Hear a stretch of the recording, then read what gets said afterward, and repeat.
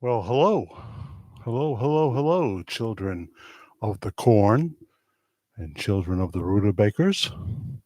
Children of the corn are, of course, much more popular. What the hell is a rutabaker anyway?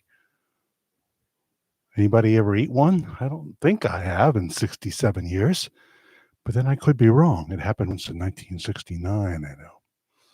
How is it going on this winter weekend? Oh, goodbye, January.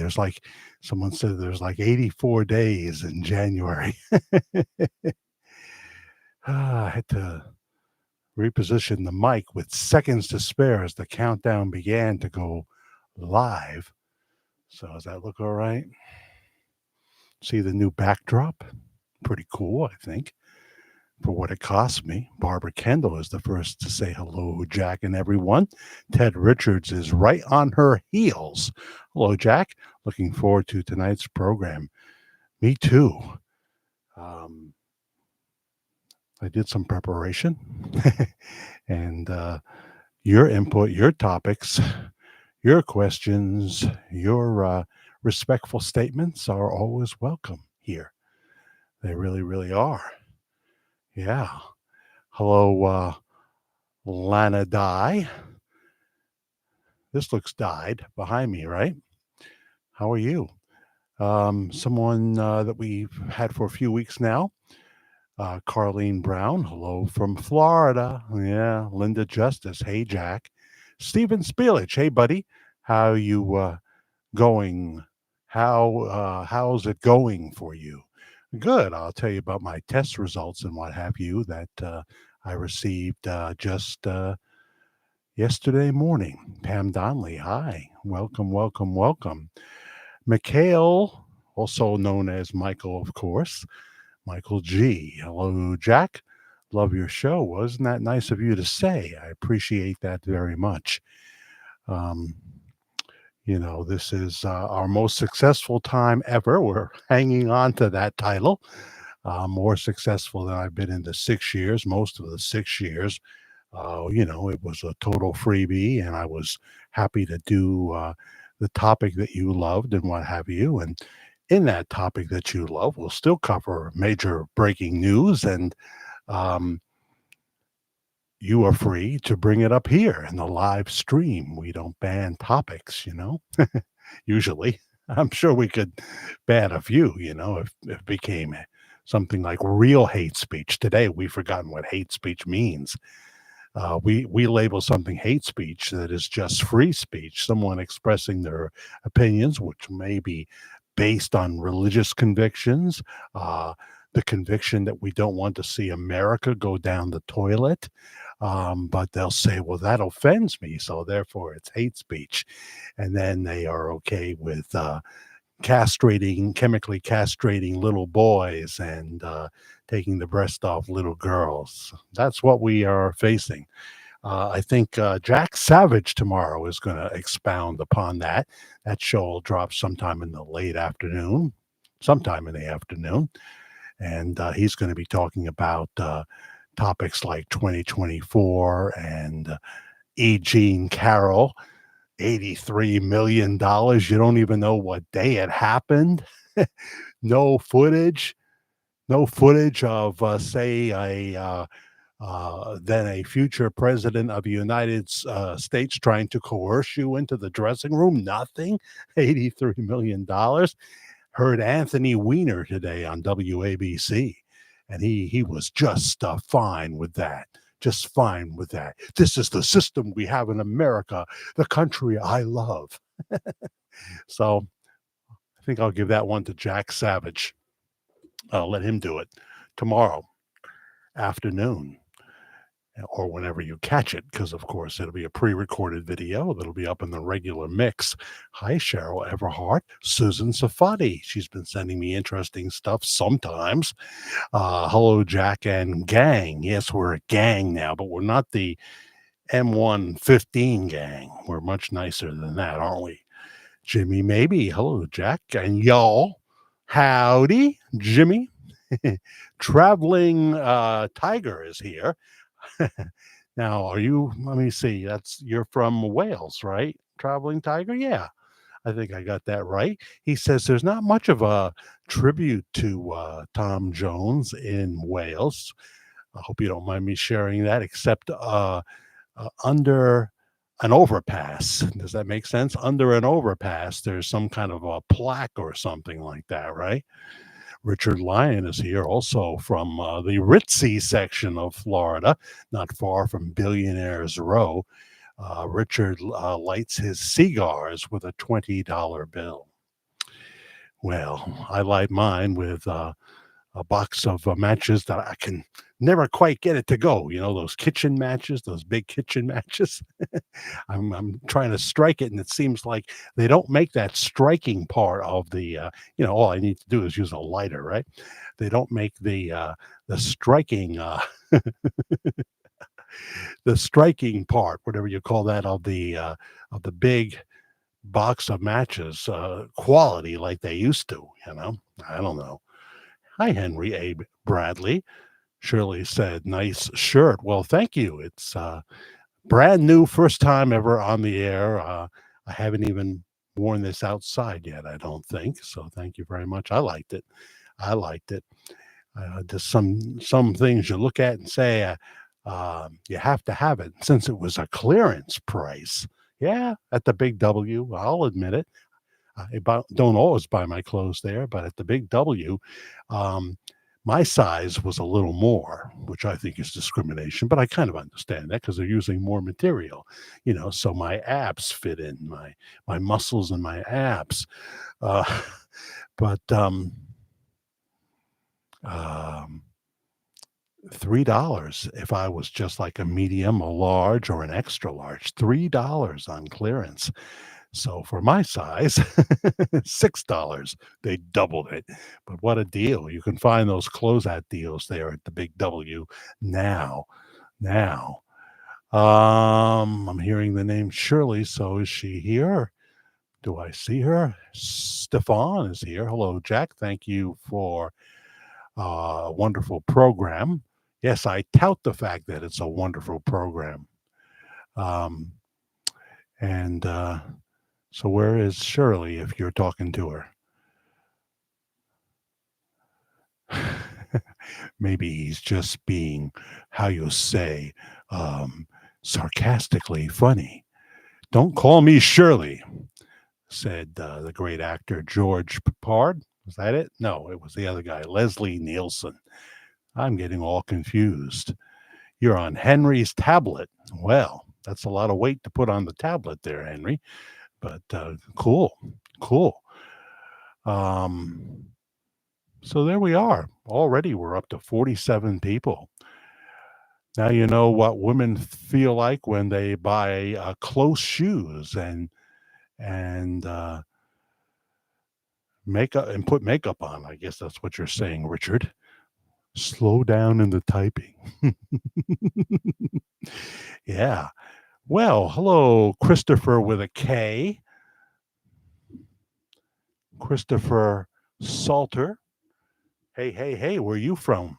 If you're new, let us know where you're watching from. We're going to talk about a plethora of topics today, and who knows what you will come up with. We're going to talk first in just a few seconds, because I know people tune in and, they don't want me to do it 20 minutes later.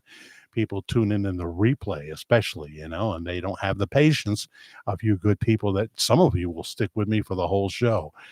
And that is wonderful. And those are the loyal fans. We're going to talk about the 2014 movie, The Identical, starring Blake Rain. And also we're going to talk about a little bit more on the Paul McCartney, Is He Dead, Is He Not story, with a contribution from Michael in London, England. It's getting chilly in the studio now because I've blocked off all the heat, because Brad downstairs just came in, and I think he just plops on his bed after he's had a very busy day. So I talked about gravity heat, and I have a space heater too, but I'm not going to turn that on.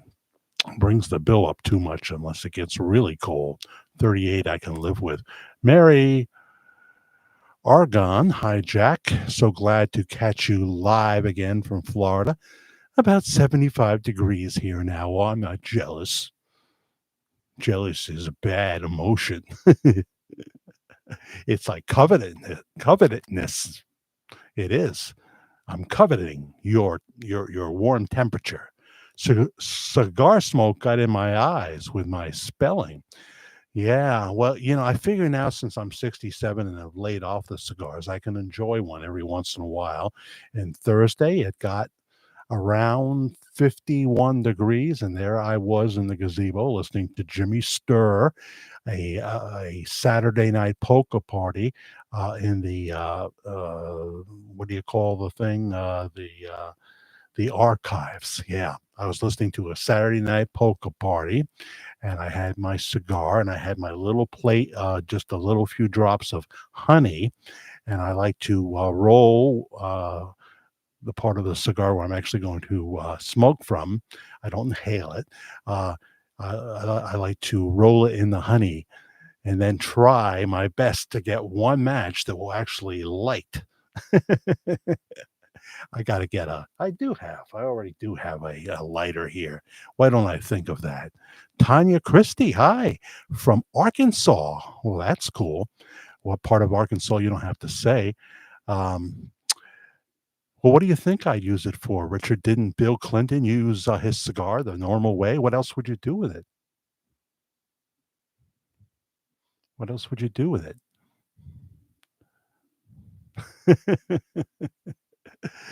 I knew there was a reason I like Bill Clinton. Traveling Tiger says, I better watch myself. Traveling Tiger from Wales. I make sure to stay up until the early hours here in Wales to watch you live. What time is it there? Been keeping myself occupied with some random Elvis movie clips. Even Dominic from Stay Away Joe. I am so hardcore. Yeah. Yeah, I was never really a big Elvis movie guy, but we did do some movie reviews. Michael did from England, and you can find that past live show. I think I put it in the title. Highland Martin from Alabama. Well, howdy, how you doing? See, they're coming in fast and furious. It's like I may have put a magic word in the title. What was that? Stormy Daniels? She's last on the list here. Yeah. Um, Shirley Chambers. There she is. Now I am on my tablet. I got to get a tablet. I think if I got a tablet, it would be really cool when I'm out there doing, those. I could do live from some vacation location or something. I've got to do that. Kay from Kentucky. Hi, Kay. Good to have you aboard here. Yeah, a few new people here. So every once in a while, maybe once a month, I might have a cigar, something like that. And I blow all the smoke out and I have some kind of a drink with it. Um, Let me do the movie The Identical, because so many of you said, have you seen the movie The Identical? Have you seen the movie The Identical? And of course, I hadn't seen it, but I have now. I watched it on Freevee, formerly IMDb TV. Um, so I watched it, and it was a mixed bag for me. The gentleman who plays both twin brothers in the movie, um, who plays Drexel Hemsley and Ryan Wade. You know the premise if you've seen it. These are identical twin brothers who are born into a very poor family, and the father and the mother know that there's no way they're really going to provide much of a life for their children. And they go to this church, and the pastor is wonderfully played by the late, great Ray Liotta. How many times have I seen Ray Liotta? He plays a young pastor, and he and his wife is Ashley Judd, They can't have children. So the father of both twins says, I feel the Lord leading me to give you one of the sons, Pastor. And he doesn't want to do it at first, but then he is talked into it. And so uh, one child will be raised by the pastor, and the the poor father will raise the other. Well, the poor father raises the son that becomes an iconic Elvis type figure, iconic Elvis type figure. All his dreams come true. Instead of living in Graceland, he lives in Dreamland. There's a lot of that in the movie. There's a lot of that in the movie. And whereas um, Ryan Wade just can't seem to get a break. I mean, he looks just like the famous Elvis type. He sounds just like him. Of course, he looks like him because it's being played. They're both being played by the same actor. That would be um, Blake Rain. And so it's a tough road for Ryan Wade. He gets some success, but he's of course always compared uh, to uh, to his brother, and he doesn't even know at this point that it is his brother. He won't know that too much later in the movie. So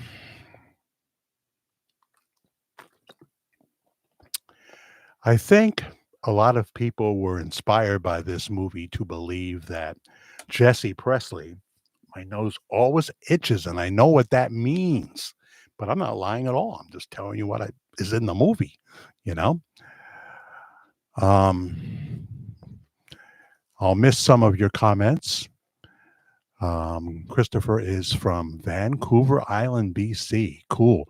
I'll miss them, but I'll try to come back to them, okay? We're talking about cougars in a Pink Floyd song. I've known a few cougars in my lifetime. I have. um, but anyway, Seth Green is in the movie. Those of you who love the Austin Powers movies will know that Seth Green was the child that Dr. Evil just could not love in all the Austin Powers movies. And of course, Seth Green has done a lot of TV and other movies as well. He plays like the drummer for for Blake Rain's character, Ryan Wade. So they're playing small gigs because it's his brother that is the Elvis type.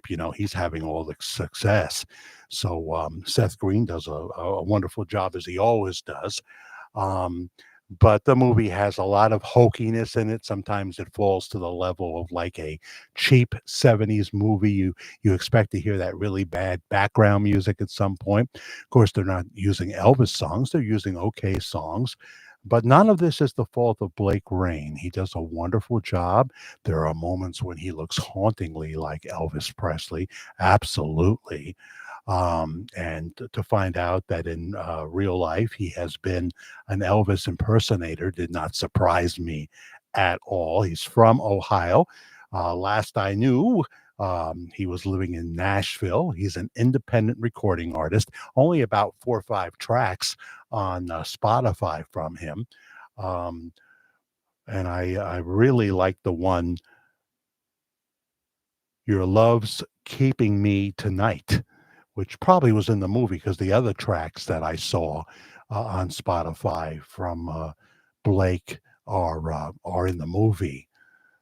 So he's now 50 years old. Now, one of the things that they do, which so many movies do, is we're supposed to be pre-graduation high school students, and um, Blake Rain as Ryan Wade is talking to his really stepfather, um, Pastor Ray Liotta, whatever the name of the character is. And he says, "You're going to do it my way. You're underage." And he's saying this to a man who at that time would have been about, since they always film it the year before, usually, um, would be 39 years old playing a 16 or 17-year old, you know. And how many movies have we seen this in? How many movies have they used this in? And it's not very believable. Um, Blake looks young, but he doesn't look 16 or 17. And of course, he stays looking the same. But to make him look different, they give him the most god awful wigs in this movie that look like a girl wig. You know, I don't know why they made him wear these wigs. Whoever did that, uh, yeah, that was a bad choice. So these silly wigs that just don't look right for him take away from the impact of the movie. But the movie gets better as it goes on. Ray Liotta has a lot to do with that, but also Blake Rain, Ashley Judd to a degree. In 1935, William and Helen Hemsley welcome identical twin boys into the world, but their joy is quickly tempered by a sobering reality. How could they give their children any kind of life beyond the desperate poverty they live uh, they live in during the middle of the Great Depression? When evangelist Reese Wade, okay, there's the name, Reese Wade, played by Ray, reveals that he and his wife, played by Ashley Judd, cannot have children, William feels the Lord prompting him to give them one of his infant boys. Both brothers are born with passion, drive, and awesome musical talent, but take very separate yet converging paths. One twin, Drexel Hemsley, rises like a comet and changes the music world forever. His adopted brother struggles to find his purpose. Blake Rain plays both roles, of course. So, overall, I found it worth my time. The movie did not do well. The total box office was somewhere around 2.8 million. Now they had to pay somebody with the caliber of Ray Liotta something for being in that movie, and and others, Ashley Judd. So I would assume the movie lost money at the box office just based on the salaries alone. Never mind the locations and what have you. It's very much um, taking from the Elvis story, um, where uh, Ryan Wade, the twin who is having a hard time, is very influenced by black performers. You know, he's getting in more to the black pop music, more to the black pop music, and I don't know how you would make the correlation that this is anything to do linked into them trying to subtly tell you that Jesse Presley is still alive or whatever. I don't see that. I don't believe Jesse's alive, you know. But nevertheless, Blake Rain has a lot of talent, and he's underrated. He's underrated because he has a beautiful, haunting voice, and I'm sure he's a great Elvis impersonator. I don't know if he's still doing it. Try to find some tape on that because he's really, really good.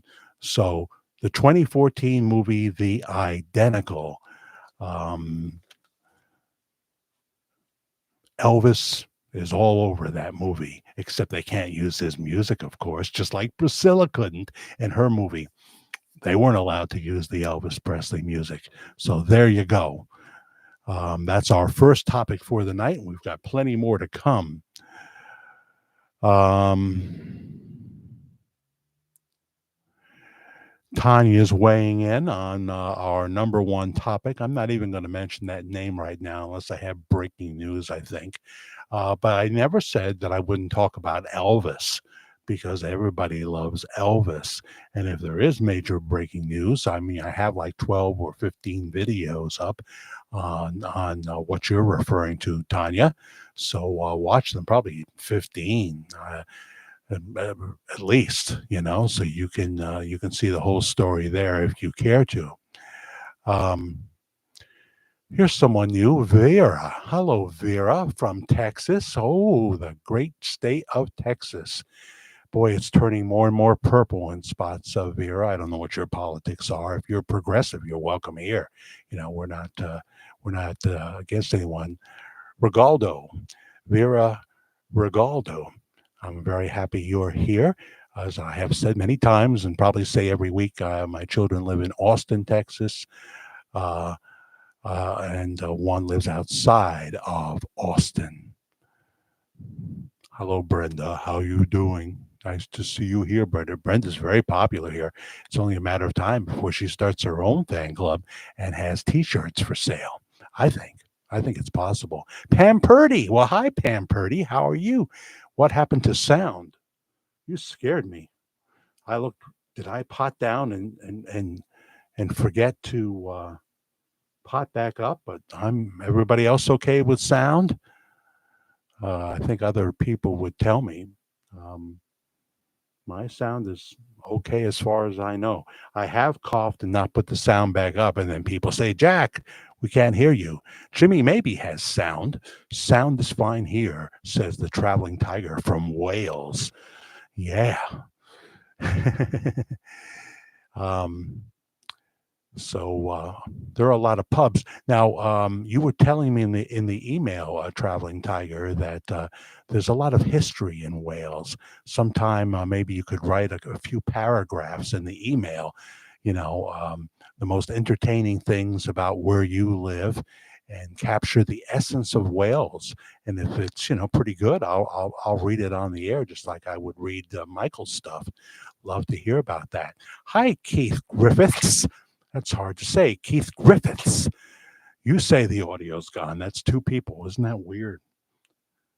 But everything looks good here. Everything looks good. Hello? You sure you got audio, people? Because I only see one green dot there.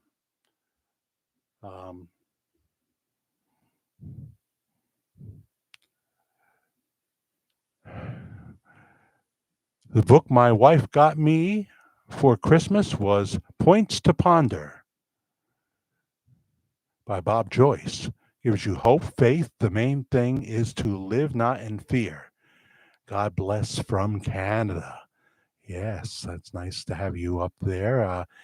Warmed up for a while, did it, Christopher? And now it's starting to get chilly again. I think we're going to have a little bit of snow today, but not much. Could be as many as 3 inches, but more like 1.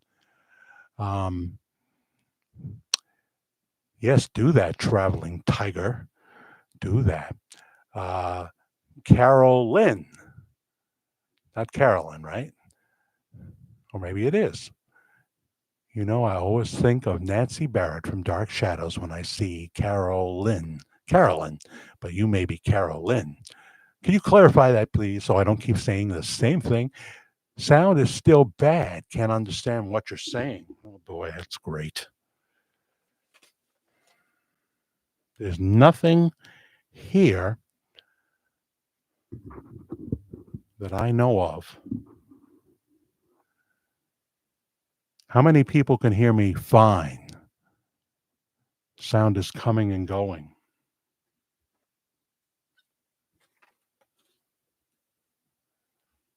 I hate that because when I do the replay, it'll be no good. And of course, I want to be heard here live. You're good, Jack.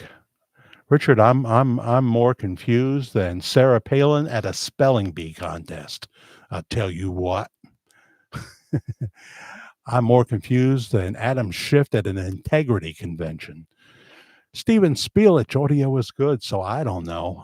I don't think there's anything I can do. I would start another stream if it was universally bad. Sound is fine with me. Isn't that strange?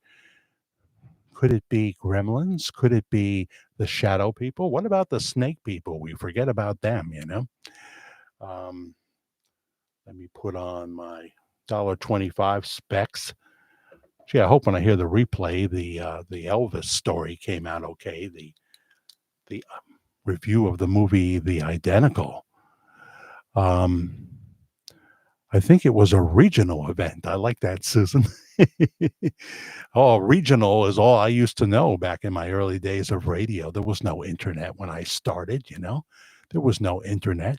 Somewhere around the mid 80s, they invented the internet. I guess it was Al Gore that did that, right?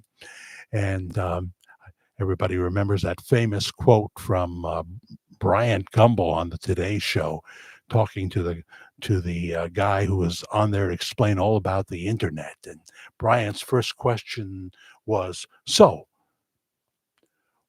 what is internet? Do you talk to it?" Yes, I probably would have said the same thing. Hi, Rick Hayes. I started listening 12 minutes in, and the entire time the sound has been fine. Well, this is strange. This could be a conspiracy in the making. Something's happening here. And it's not people that are all in the same state, is it? And if so, are you in a state of confusion? I don't know. Yeah, where do you live? See, Susan now, as she's putting the whole thing together, she's put on her trench coat and her hat, and she's going to figure this out. Counting down to my birthday, February 7th. Oh, my son's is Groundhog Day, February 2nd. So that's cool. You'll be the big 4-0 finally, huh? Detective Scorpio. See, she's such an inventive person. She even has a great name to go for her television show, Detective Scorpio. Yeah, that's different from what Al Pacino played, right? What was his character?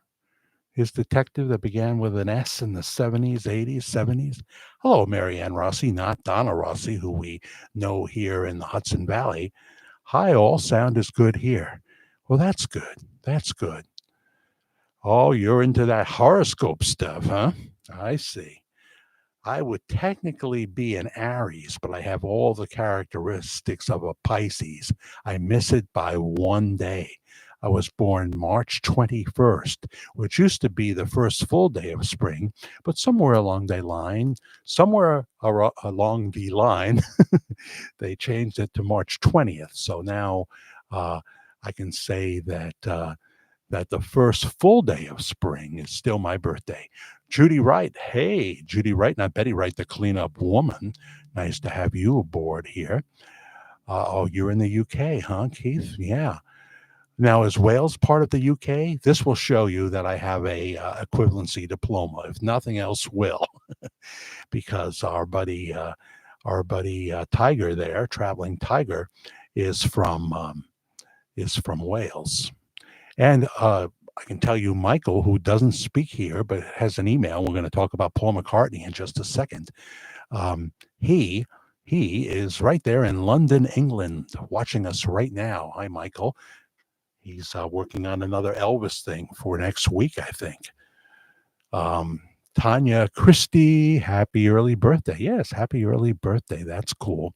That's cool. Sandra Warren saying hello to Jimmy Maybe. Not Jennifer Warren. Right time of the night for making love, baby. Everybody say, baby. It Wolfman Jack. I am your ambassador of love. If I'm lying, I'm dying. Well, in 1995, Wolfman did die, unfortunately.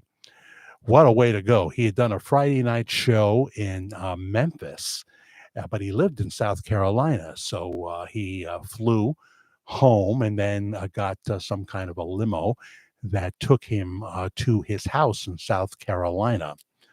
And he was the heaviest he had been. If you saw him on Married with Children or those psychic commercials that he ended his career with on TV, they seemed to all be gone, right? You know he was really heavy. His name was Bob Smith, by the way, Wolfman Jack. And so he got out of the limo. There was an incline to his driveway.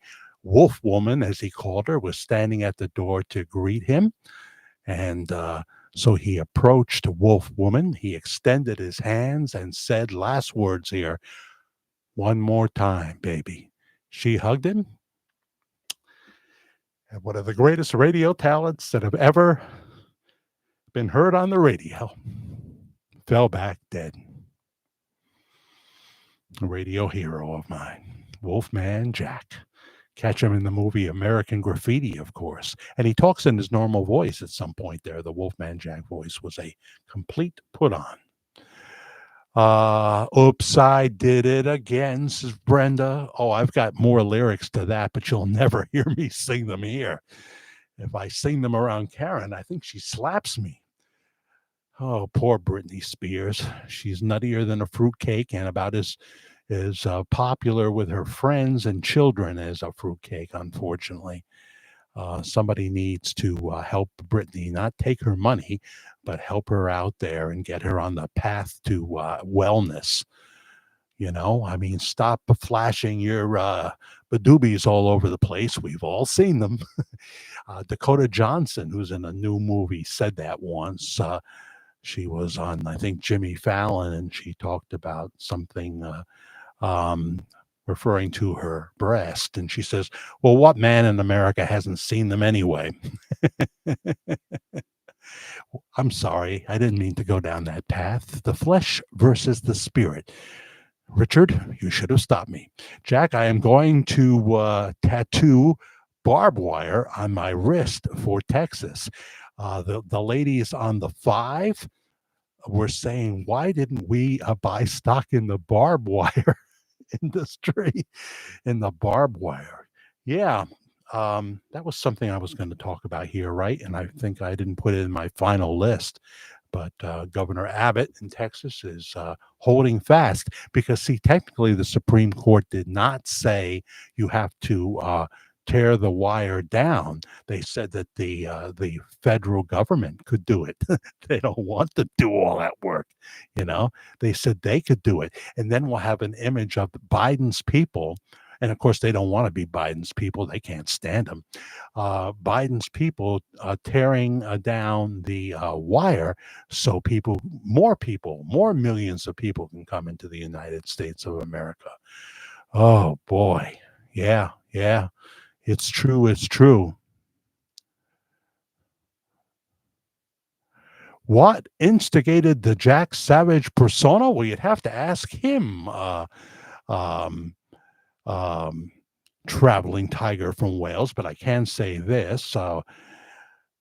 One of my radio talk icons with major reservations is Michael Savage. Check him out. It's worth your time here on YouTube. He's all over the place. He does the Savage rap. He does cooking shows. He talks politics. He has a podcast where he has guests. And now, if he's had some wine in him, it can get really interesting during those cooking shows, you know. He's a regular on Newsmax, so sometimes he'll put up what he did on Newsmax. But in 1994, he began a secondary career in his life where he did talk radio, and he quickly became very, very big. And as he got bigger, he got more surly on the air. So there are times when I cringe and don't agree with his style or whatever, but he is a very smart, learned man who's written many, many books. His latest book is The Savage Republic. He talks eloquently about the times we live in all the books that he's written. So Michael Savage inspires Jack Savage in a nutshell. But I do, of course, when you do, well, you know, when you do a parody, you do a pumped up version. I'm not saying I'm doing a parody. Jack Savage does his own thing. So Jack is able to say things I would never say, you know, and I give him a platform to do it. But, you know, there are rules for Jack Savage. There's still rules. So another one drops tomorrow afternoon. And the first one was, you know, off to a fairly good start, I think. You know, off to a fairly good start. So I hope you enjoy the second one if you enjoyed the first one. There'll be a few people who don't get it. I already think one of them is here right now. What the heck were you doing with that? So the second one you will hate even more. First time on live here. Hello, Daniel. Daniel, my brother. Oh, come on. I've heard the song 5 billion times. Give me some lyrics, Jack. In my medulla or at least my cerebellum should be able to come up with some lyrics to a song I've heard thousands of times, from Goodbye Yellow Brick Road. I'm gonna bring the lyrics up because I feel so bad. There are Elton John songs I could quote, but for some reason the lyrics to Daniel are not coming to me right now. Speaking of icons, if you haven't heard this, I am very happy for you children of the '70s to announce that next month the Piano Man himself, after what, 30 years, will release a brand new one song single. Mr. Billy Joel will release his first song since, I guess, River of Dreams. And I am so looking forward to that. I mean, a guy like that has to have something to say. Now, I hope it turns out to be a good song. But he simply said in the '90s, I feel like I'm running out. I've said everything I have to say, and he's got a song where he basically lets you know that's all I've got to say. This is it. This is it. I'm going to live off these songs forever. But a new Billy Joel song coming in February, and was it Hubert Humphrey that said this? I am pleased as punch. I am pleased as punch, because in the '70s, as much as I love John Lennon, Paul McCartney, Lou Reed. Oh yes, I love Lou Reed. And the colored girls go do do do do do do do do do do do do do. So here's the flesh. It's on full display when I quote Lou Reed lyrics, right? Little Joe never once gave it away. Everybody had to pay and pay. A hustle here and a hustle there. New York City is the place where they say, "Hey, babe, take a walk on the wild side." I said, "Hey, Joe, take a walk on the wild side." I'm sorry. I'm sorry. I did love Lou Reed, though. I did. He's gone now too. I must have had some. I must have had some tequila. Did I have some tequila? I had a little bit on Friday because I felt I had to celebrate as I made the drive back from. I'm going to offend. I know just who I might offend here. Besides the one who's not showing her name, I know you, Feather. Um, So I went by myself. I was not going to have Karen get up at freaking 7 o'clock in the morning and deal with rush hour traffic. And she's scared to death of rush hour traffic down in, I'm going to be going with the New York City commuters towards the city, but I'm only going to Westchester County. But I have a 10 a.m. Cardiac sonogram. And I have an 11 a.m. Visit with the two. It seems like they're a team of nurse practitioners. My guy, Dr. Naidu, was not there that day, but they're going to hopefully have the results by the time I leave. They didn't, but they told me they would call as soon as they did.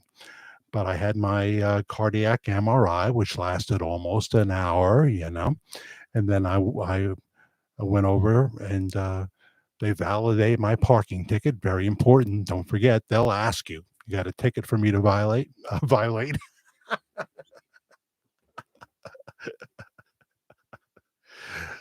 Validate. What kind of Freudian slip is that, Michael Stein? I blame you for that one. Just joking, Michael. I just joking. So anyway, they didn't have the results, but they said they would give them to me as soon as they did, because you want to know about your ejection fraction. Is it within the realm? In other words, I'm on this mavacamten, this very expensive drug, for a little less than 4 weeks. Is it doing anything? Is it causing me problems, and I need to quickly get off of it? If I were paying for it, I've told you before, being like 89 grand a year. This is why I spent 19 years working for the city of New York, pretending to be a peace officer at a homeless shelter. Made one arrest, 1.5 arrests in 19 years. That's no joke. I'm telling you the truth. And I only made that arrest because the guy came bleeding and said, "Officer, you see that guy over there? He hit me." Well, it looked like that was true. I want him arrested. And so the paperwork that I had no idea how to do, I had to have help doing, because I was more. Can I do another analogy?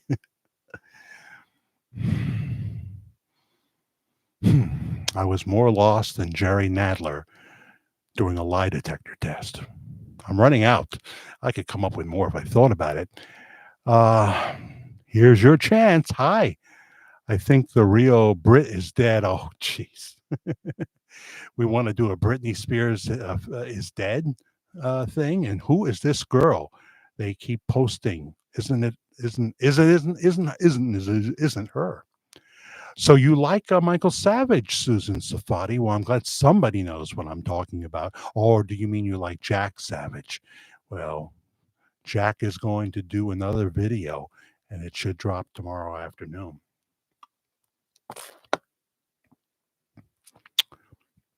Susan. Now we have so many Susans, and this one doesn't have a last name. You look great, Jack. Wasn't that nice of you to say for an old man like me, right? I'll be 68 in March. That's 2 years away from 70. Oi, oi, oi. When did the liver spots start? I have a few freckles, but I don't think the liver spots have started yet. And what does that mean when they do? The liver's going to go soon? I don't know. Thank you very much, though. I appreciate that. We have 72 watching. 33 have liked. Could you hit the like button for me? If you haven't subscribed, please subscribe. Hello, replay crowd. You can also comment and let us know where you're watching from right here in the video. As soon as we complete this video, it will immediately be available, usually in the live section of our channel here, the Virtual Church of the Disillusioned. We've talked about Elvis already, if you're just joining us, and we've talked about the 2014 movie, The Identical, but you'll be able to catch it in the replay, okay? You'll be able to catch it in the replay. Making me think of a Duran Duran song. What's that song? It's not the replay, it's the what? I was never a big Duran Duran fan, but the what? That's driving me crazy now. Tell me what it is, or I'm going to start singing You're Having My Baby by Paul Anka. Age is as old as what you feel like. Well, I think Dick Van Dyke had that attitude, and it's certainly working for him. Hey, Katina Swatsworth. They are all Christian Post on his wall. It's about Jesus not being politics or social media. I can't remember what all it said. LOL. I would think, though, the pastor is definitely a Trumper. He's definitely a Trumper. We know that. I think we get Gene Ho on here, and he would confirm that for sure. For sure. The reflex. Of course, Steven Spielich. Thanks for helping me out, because that would have been stuck in my head and I would have had to look it up. But you did. The reflex. What's that song about anyway? I mean, I know what that naughty song is about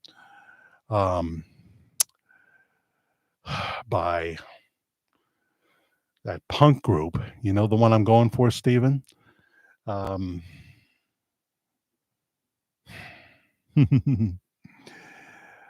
This is what happens, things you should know start to go away. Hello, Linwood Mason. I like your emoji. Where are you from, Linwood? I like that name, Linwood. It sounds like you have money with a name like Linwood, I mean, I don't suppose that you work at the Wendy's, but I could be wrong. It sure is, Tanya. He is a member of Household of Faith. Gene Ho. He is the publisher of George Magazine, the reboot of the John F. K. Jr. creation. And Pastor Bob Joyce has been in at least several issues. Yeah. And so I'm glad you're here. Here's your chances. I'm glad you're here. And if I missed anybody during our time of speaking about the movie The Identical, that's right, Susan. Unknown Susan. Yeah, new Billy Joel song coming in just a week or so. And, I can't tell you how much I love Billy Joel, how many times I saw him live. And he also spawned one of the funniest jokes from the great comedian Norm Macdonald, who has left us. but he used to host a Weekend Update, and he used this joke several times over the years. But Christy Brinkley announced today, during the news on Saturday Night Live, Christy Brinkley announced today that she will be divorcing Billy Joel. The reason being is she's Christy Brinkley and he's Billy Joel. After a while, the fact that you're one of the greatest superstar musicians of all times uh, just doesn't make up for the fact that you ain't no Rob Lowe. She wouldn't have left Rob Lowe, Who would leave Rob Lowe? I don't know. I'm being silly tonight, Katina. I may get judgment from you. Let's see here. Jack Savage looks like he is from Cuba. Cuba, where they still have all those great classic cars, right, Richard Lyon? Yeah, I could see that. Richard Lyon has to go into makeup. He is a makeup person. I know that. Richard, did I say Jack Savage has a makeup person? Nancy DeMarco, yeah, I said hello to you, right? This is somebody I might have missed during our time of maybe not. Maybe not. Well, if I did say hello again, okay, because I don't want to miss anybody. I don't want to do that. I think you look like Mike Lindell as Jack Savage. Yes. Well, and Michael Savage, who this might be a parody of, has all white hair now, He has all white hair. He used to have black hair, but even then it wasn't probably, natural. Hello, Charlotte Surratt. Hello. Howdy. Good to have you aboard. Yes, that's such a British term when you say cheers, isn't it? Because you're not talking about that sitcom, are you? No, you're not. Let me talk about Paul McCartney. Sir Paul. Go to Michael's email for this. Bringing more tidbits. I said that in a promo. The promo that you see, that was not take one. One of the ones I said tidbits, more tidbits about Paul McCartney. I don't usually curse when I do something like that. I just say up, and I get ready to do it again. Do it again. Get back, Jack. Do it again. Or what's another great song from Steely Dan? Ricky, don't lose that number. I think that's see, they spell Ricky as it's a female, but if you listen to the lyrics, it sounds like a two guys relationship. Ricky, don't lose that number. I think they spell it with a KKI. I could be wrong now. I think that's right though. Anyway, why am I saying things that just come to my head? We talked last week. You can see it in the live show about the one of the favorite conspiracies of people. It's always in the top 10. Not so much with my Elvis fans, apparently. But Paul is dead. Paul died November 9th, 1966 in a terrible car crash. He blew his mind out in a car. He did not notice that the light had changed and all the people gathered round. And then they talk about the House of Lords. They say that, but the thing is that someone from the House of Lords, a real, what do you call those guys? They're not the prime minister. They're lower than the prime minister, but the House of Lords, are they just simply a lord? One of them had a horrific car accident. So there was someone from the House of Lords that died terribly that way around the same time. But Michael makes some observations. He says, hot on the heels of last week's story regarding the Beatles' Free as a Bird official video from late 1995, did Paul McCartney possibly die, as claimed by some fans, in a car crash on November 6th, 1966? I don't know how much of this is verified, Michael, in terms of the Paul went on a holiday. Do we know for sure that Paul went on a holiday? Because they certainly would have said that. Paul McCartney went in disguise on an extended holiday to France, November 6, 1966. France, Spain, Rome, then on to Kenya for a safari. That sounds almost unbelievable. Mal Evans, a roadie, and a girlfriend accompanied him. The girlfriend was Jane Asher, at least on parts of the trip. November 7, 1966, John Lennon arrived back to London for a film shoot in Spain. What was that film that Lennon had a part in? Huh. November 9th, the famous day, John Lennon had his famous first meeting with Yoko Ono at the Indica Art Gallery during her expedition. This was the very same day that Paul McCartney is claimed by some fans to have possibly died in a car crash in London. If John Lennon had been to a Yoko Ono concert rather than watching her art, he probably would have ran for the exits so fast as she began to screech that they would have never met. Also, November 9th, Beatles manager Brian Epstein, rumored to have had a you know what I was going to say. I'm not going to say it. Beatles manager Brian Epstein announced that the Beatles' contact with their label EMI was about to expire, but contract talks were ongoing. On the same day, Epstein called promoter Arthur Howes, I know a Jimmy Howes, same spelling, to inform him the Beatles would no longer be touring. That was an interesting thing, because the very day that it is rumored that Paul died, Brian Epstein says the Beatles will no longer be touring.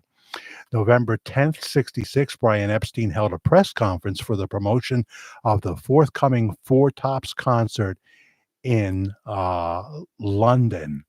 Um, I think Michael proposed in another email, would he have held that press conference for the Four Tops concert or even done the Four Tops concert, been there for it? And the answer is yes, if he was trying to be a good manager and be loyal to the Four Tops.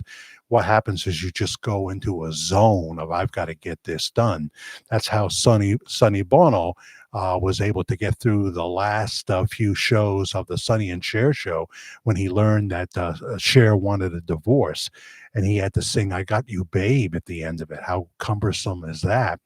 And he said, you just, as a professional, you say, I'm going to do this. You smile for the camera and you get through it. And then as soon as the camera would go off during those last shows, he would immediately walk away.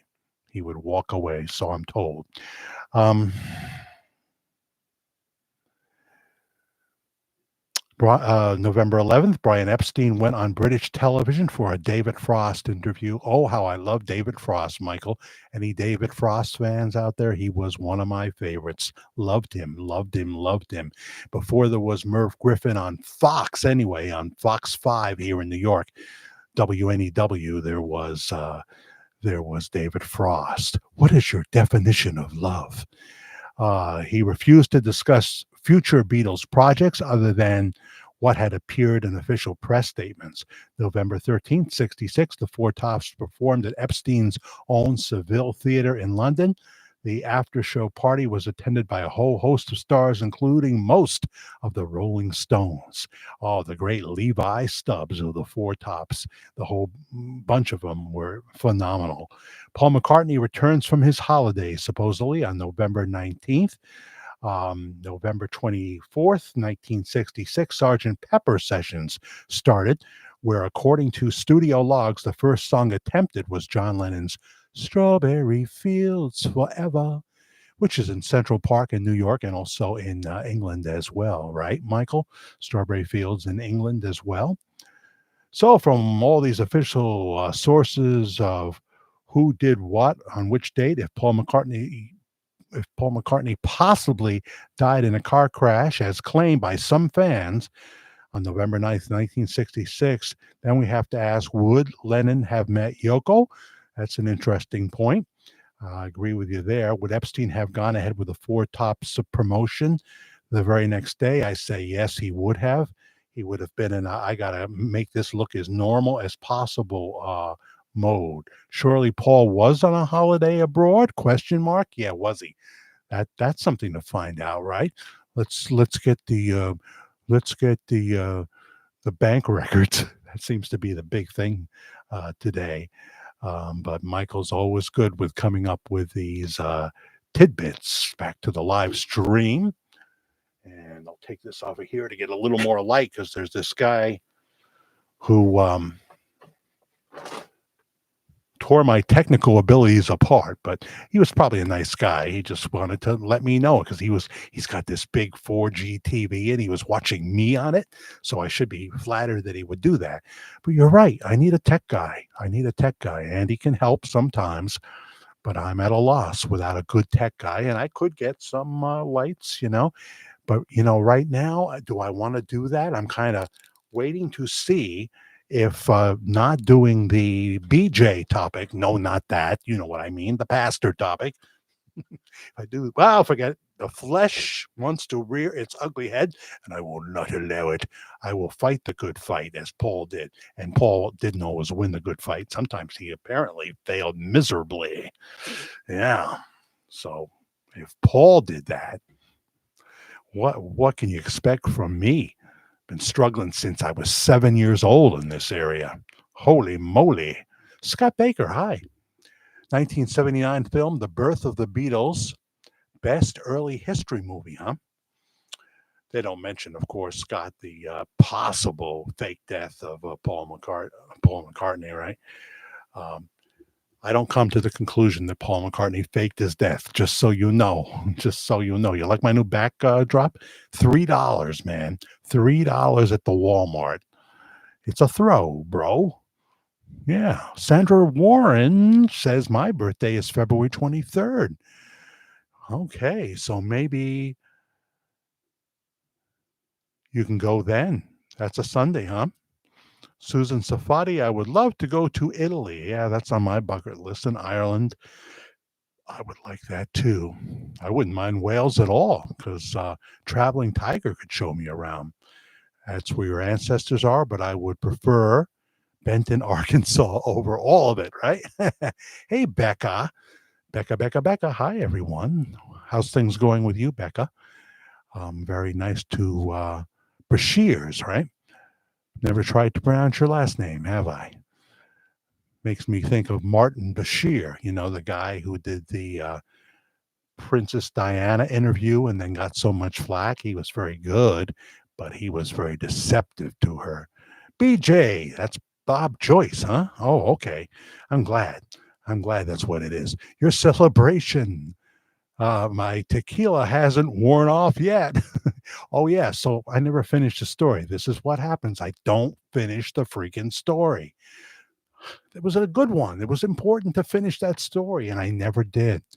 So if you catch me doing that, and you think it might be pertinent, remind me, Jack, you never finished the story. Remember, you were telling the story. Okay, so I had my cardiac sonogram, and it's different than a regular sonogram. For one thing, you have to bear down, like you're going into labor. And, there were times when I thought maybe I was pregnant, to be honest with you. But you have to bear down. So I won't say anything more than, you might want to forego breakfast if you're having that test, So they didn't have the results for me. I got in my car in the parking lot, and somehow, I don't know how, folks, they magically appeared inside this part of the outpatient area, or the same day surgery, or whatever you want to call it, and where cardiology is. They have a Panera Bread, and somehow I must have been sleepwalking. I left the two nurse practitioners, and I started walking towards Panera Bread. And I walked right over to the bin where they have the chocolate croissants, which are very hard to get. Very hard to get. We don't have an All Bon Pon anywhere around here. Anybody been to an All Bon Pon? They have great chocolate croissants. pretty good at the Panera Bread, but they don't have them here in Middletown. I don't know.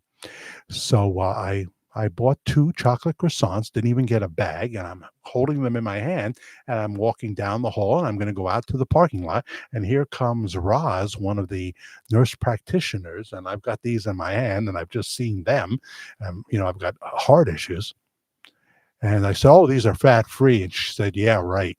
Just kept walking. So I got in the car, and then who calls me but nurse practitioner Barry. Barry is a woman. Bari, I think. And she said, "Well, we just got the results, and your cardiac infraction you were asking about is at 70, which is just within the limits of good. And your obstruction, meaning the blood flow in the heart, that's what cardiomyopathy is about. Well, there is no obstruction." I don't know why God would do that for me because, as I've said before, if you met Billy Graham ever, I saw him preach at where the World's Fair was there in Queens, right next to the World that they still have there. You've met a great Christian. If you've met me, you've met one of the worst that ever walked the planet. But there was no obstruction in the heart. That doesn't mean I still don't have a thickening, which is what cardiomyopathy also is. But the heart muscle seems to be working better because of the mavacamten and the will of God, the grace of God, the amazing grace of God. And I'm very thankful for that. Very thankful for that. So I had a skip in my step as I drove home, which can be dangerous because you keep taking your foot off the gas pedal. Thank you so much, Jimmy. Maybe I appreciate that. And then I felt I had to celebrate, and I didn't want diner food. And I'm going to bring something home for Karen because I'm going to pass Chester, New York, where Taco Express is. It's a lousy name for a full service Mexican restaurant in downtown Chester, New York. So I stopped there, and I knew I was going to have a margarita. I just say, please put in about half the tequila you normally would. For one thing, I don't want to be driving buzzed. I'm going to have this before my meal and then a glass of water. And I'm going to have my enchiladas rojas, and my chips with the salsa and what have you. So that's what I did. And then I brought some chicken tacos. They do them real special there. I brought that home for Karen. But I was very blessed by that news, and I felt I had to. Sometimes you just get a hankering, right? I wanted a strawberry margarita so bad I could taste it before I tasted it. And real cool waiter in there as well. Roberto 777. What is that? Susan Safati, or should I say Detective Scorpio? Detective Scorpio. I like that. Brenda, Jack, I have heart disease two once in a while. I cheat, and I eat one. You eat one or drink one. I cheat a lot. I do. Karen is a diabetic and she cheats all the time. She's on. Her A1C isn't bad though.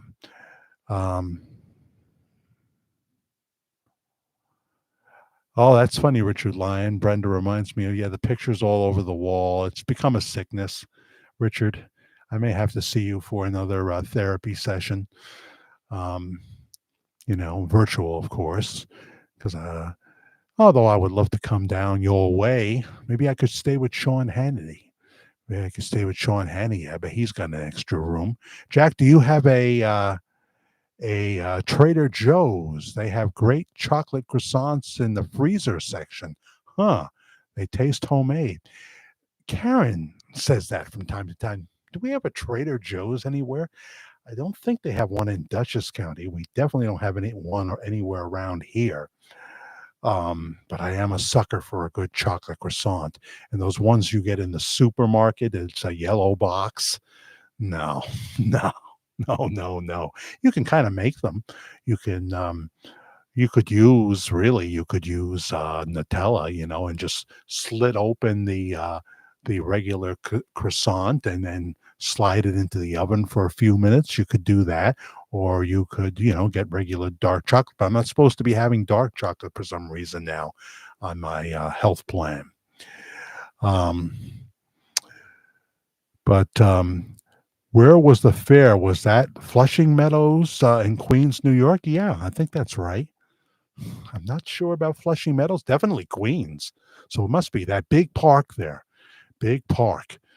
And I went there as a little child. I remember my dad and my mom taking me there. I remember the DuPont exhibition, which was also kind of a ride. You know, you go in and you see, I think it was like a little tram that took you in or whatever you want to call it. And I remember the roller coaster and what have you. So I did go to the World's Fair when I was just a little lad in Queens, New York. I bet you were there too at the same day I was there, Richard. Are you the same age as me? I can't remember. I can't remember. Flushing Meadows is correct, says Nancy DeMarco, my favorite Italian. Maybe your husband's Italian? I don't know. um, you're 62, so you're a young man still. Are you waiting to get your Social Security, Richard, to your, what, 66 or even 70? Or are you taking it now? Did you take it now? I'm guessing, Richard, you probably didn't have to take it now. I could be right, or I could be crazy. But we said those lyrics from Billy Joel last week, and I'm waiting for the new Billy Joel song now. Oh, yes. What's your favorite Billy Joel song, everybody? Some of you, Karen doesn't even like Billy Joel. How can you not like Billy Joel? I don't get it. I have so many Billy Joel favorites. It'd be hard to pick one. My elderly dad is in cardiology at the moment, almost exactly 1 year after my mom passed. By the way, Traveling Tiger, thanks for writing coherently and not giving me a pause to try to figure something out. We all wish you the very best of health and to continue to entertain us. Let me entertain you. Can't remember a single lyric after that, my friend, but let me entertain you as I did on the radio. Well, that didn't rhyme, did it? Hmm. Um, we still have more topics coming up, too. More topics. And then Jack Savage will be here with more tomorrow. He's going to talk about this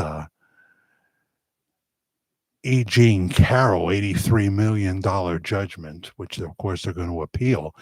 But I was listening to Anthony Weiner on the radio this afternoon on WABC. Yes, that Anthony Weiner. He's very good, except, of course, he's a Democrat. And today he was just pleased as punch. You know, nothing unfair about some jury that, what the heck do they know? They just hate Trump. They know that. So a biased verdict, $83 million. Give me a break. She doesn't even remember the date of that when it happened. Her evidence is that she talked to two friends right after it. She allegedly talked to two friends. How does this work? What is wrong with our system? Um, yeah, Linwood, anytime you're at a Billy Joel, Linwood Mason at the station. I used to work for Sam Mason in Christian radio. I did Christian radio for 11 years. And he would use that sometimes, Sam Mason at the station. And anytime you're at a Billy Joel concert and you see him putting the harmonica on, it's going to fit in front of his face with the wire, you know what song he's going to sing. There's no doubt about it in your mind. When he puts that on, everybody says, well, here it comes. Billy would rather not, but he knows you're asking for it. Good Night Saigon is a great song, Nancy DeMarco. Yes. Starts off with the helicopter sound, right? And that's from the nylon curtain, the neon curtain, the nylon curtain, right? It's been a while. Yeah, I'm referring to Trump's fine. And so are you, right there, Susan Safati. It's just ridiculous.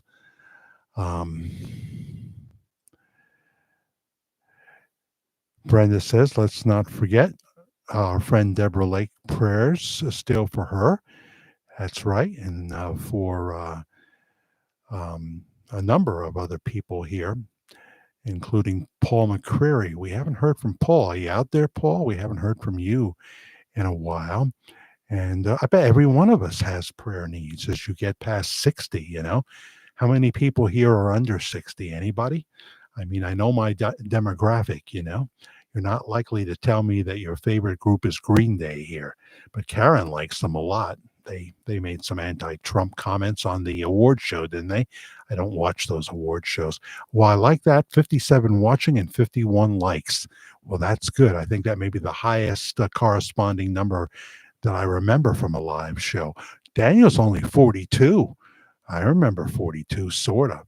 I remember turning 40, and my mother-in-law put in the paper, Lordy, Lordy, Jack Willard's 40.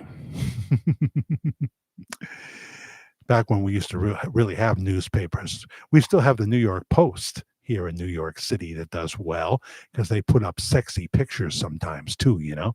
Never hurts to have a sexy woman or man in your newspaper. Pam Donnelly just turned 59, and she is getting better just like a fine wine. Nothing is going to happen to Trump. If it did, God help America. You could see millions of pissed off people. Well, 2024, what a year this could be, Richard. What a year this could be. Tucker Carlson's talking about that. That's why he wants you to sign up for the TCN network stream, because he feels 2024 is going to be the strangest year that we've ever lived in. There's so many things that could possibly happen, maybe even a civil war. Not the Civil War like the last one, but a different version of the Civil War, you see. Well, obviously, he's going to be the candidate unless they legally stop him, and they're sure going to try so hard to do that. And I don't want Nikki Haley to step in then. I don't want her to save the ship. I wouldn't trust her as far as I can throw her. Or as far as I could throw the governor of Chicago. How about that one? Yeah, Scenes from an Italian Restaurant is one of Billy Joel's favorites, Traveling Tiger. So many musical attributes. Yeah. He was getting ready to do that song, and he was thinking about it when he went into the Italian restaurant. You've probably heard this.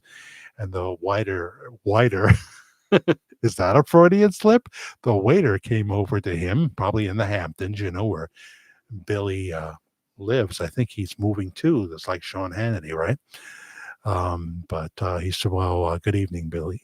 Mr. Joel. Good evening, Mr. Joel. And he addressed the woman he was with. It's so nice to see you tonight. What do you have to start? Some wine? Some wine? A bottle of red? A bottle of white? That was what he said. And Billy Joel looked at him and said, that guy just gave me the opening line to Scenes of Italian Restaurant. I don't know if he gave him any money for that. Oh, yeah, Pam Donnelly. Things are rough in Chicago. The mayor's stupid and the governor is worse. You know, you finally got a chance. You got rid of, what's her name there, the former mayor of Chicago, with her hairdo there. And then you put in another person who's, you know, got the same IQ span. Jake Judy, 30 years old. Really, Jake Judy? Cool. You got your whole life ahead of you. The bad news is there may not be much time for the earth. That could be a problem. It's certainly going to get weirder and weirder. If you want to see how it's going to be, Jake Judy, just watch Back to the Future 2. Watch Back to the Future 2. When Biff is running the casino, it'll be something like that, I think. Trump all the way for me and my family. Well, all right. Yeah, I'm in. I'm on Trump, Team Trump. With his flaws and what have you, he did some wonderful things. Linwood Mason is saying Beetlejuice. Karen was a fan of that movie. It's not my go-to Michael Keaton movie. Neither is Batman. You know, I actually liked, what's his name? One film is Batman. What was his name? the blonde guy, Val Kilmer. I liked him as Batman. I liked that movie because Jim Carrey was in it as the Riddler. It's a pretty good movie. Well, here's someone new, Gary Hill. I knew a Gary Hill at Virali Junior High back in the 70s. And if it's you, Gary, you have a brother named Jerry. Were they twins? I just thought of that. Love the show, Jack. Wouldn't it be funny? Jesus bless you, dear brother. Gary from, probably not, Fredericton, New Brunswick, Canada. Okay. You're not the Gary I knew. You've changed, Gary. Welcome. Thank you. Good to see you here, Jack. What are your thoughts about what's going on in Texas? Sorry if you said it. I had to go out for a few minutes and come back in. Well, we all do at some point. I love Governor Abbott. I love the I want to say assistant governor, the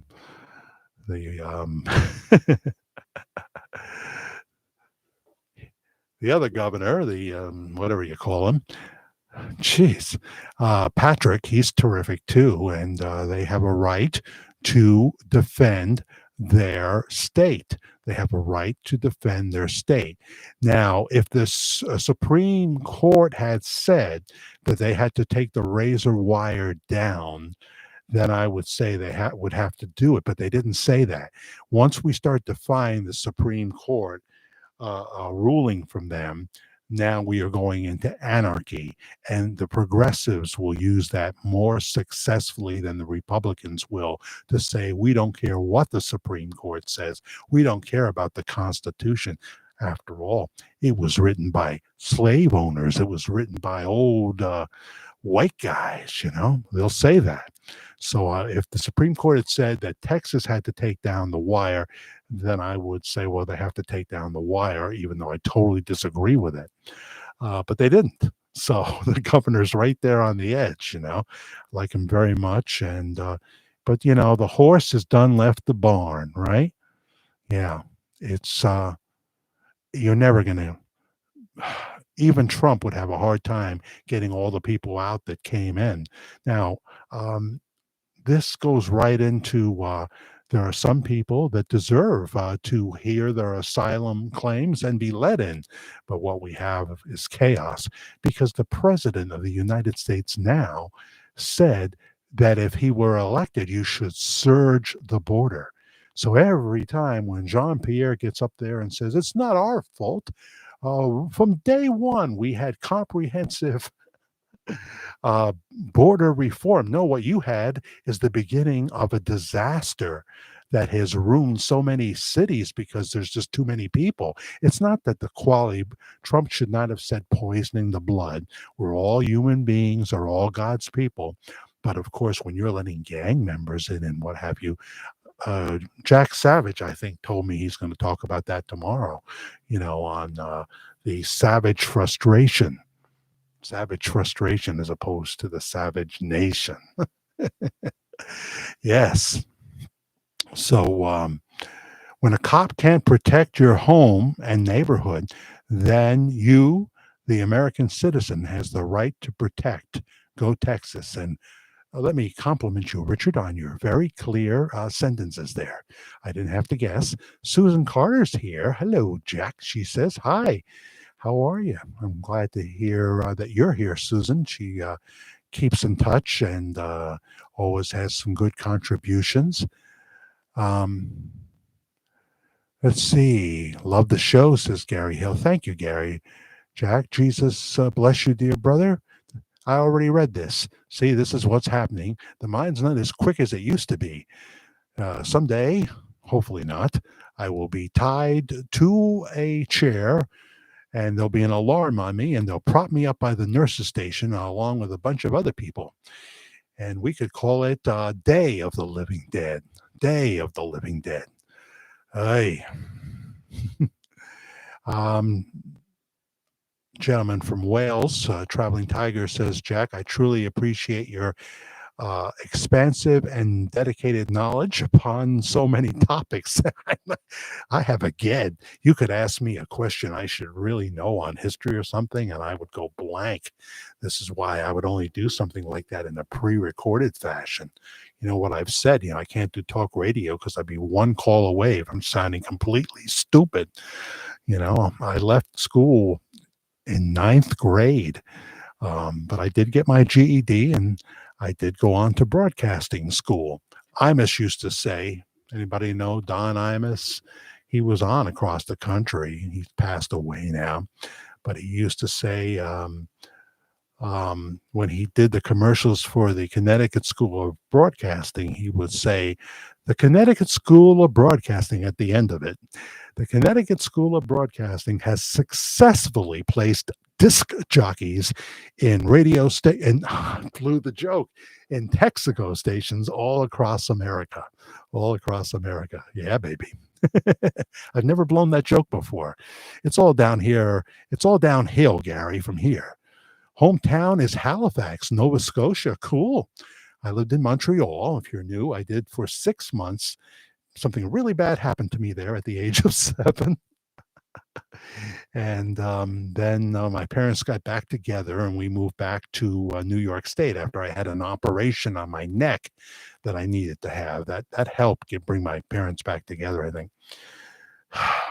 And moved back to the Hudson Valley here. I keep hitting the mic, but on this mic, you don't really hear it much. This is the Rode microphone from Australia. The whole setup with the arm was like $200.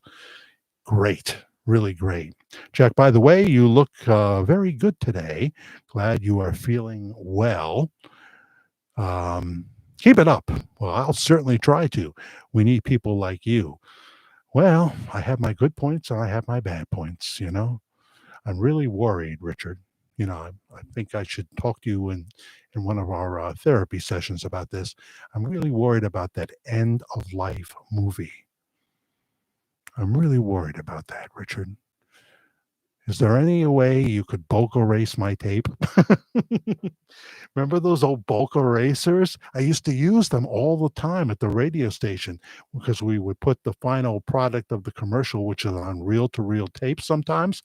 We would have the bulk eraser, and I'd have to erase this, what looked to be an 8-track cartridge, but it wasn't. I'd have to bulk erase it before I put it in the cart machine that actually records, and then put my work on there.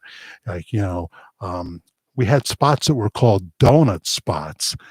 Donut spots. That meant that there was going to be a jingle, and then the singers would stop singing, and I would come in and do my spot. I would do the current live copy, but into a pre-recorded fashion. We've got you covered wall to wall. The Carpet Connection has it all. And I would come in this week at Broadloom City. It's a sale of up to 60%. You're going to want to get down there. You can get velour carpet for 40% off this week at Broadloom City. And I had to finish that before they started singing, we've got you covered wall to wall. The Carpet Connection has it all. Oh, those were fun times. But they knew if it was a complicated spot that required a lot of production, I never got those spots. They had better gifted people. And that technical skill has followed me here, But someone was asking, did I ever finish I think I finished the story about my, trip down to Westchester Medical Center. But they were talking, was that you, Richard, or somebody was about all the photos. And there's over 200 of them now. And I always have more coming in the mail. I'm running out of space here. I really am. But it's my whole life is here. My whole life, my radio career, my Jimmy Sturr shows, my trips to Florida and Maine, and some of them with Karen, quite a few of them with Karen. And my mom and me in Mayapack, New York, because we lived there before we ended up in Canada for a while. I've told that story maybe once on the air. My dad, Maureen McCormick, is up there. Candace Owens, one of my heroes, is up there. I have a wall of dark shadows in the back, my favorite dark shadows wall. And amazingly, I even have a wall of all the girls I've loved before. How many people would admit this? Karen is just, oh, that's just the way he is. I even have my ex-wives on the wall. Hey, one is the mother of my children. I never stopped loving any of them, but I always heard that song eventually. Hit the road, Jack, and don't you come back no more, no more, no more, no more. Hit the road, Jack, and don't you come back no more. Barbara's leaving. She can't take any more singing. I understand. Barbara. Good night, Jack and everyone. I'm so glad you came by. I hope you'll come by again. Sandra Warren, good night, Jack, and all your lovely folks. Thank you, Sandra Warren, not Jennifer Warren. It's the right time of the night for making love. I hope you'll come back, and don't forget the replay and all our videos. Jack Savage tomorrow afternoon. At some point it will drop the latest installment of the Savage Frustration.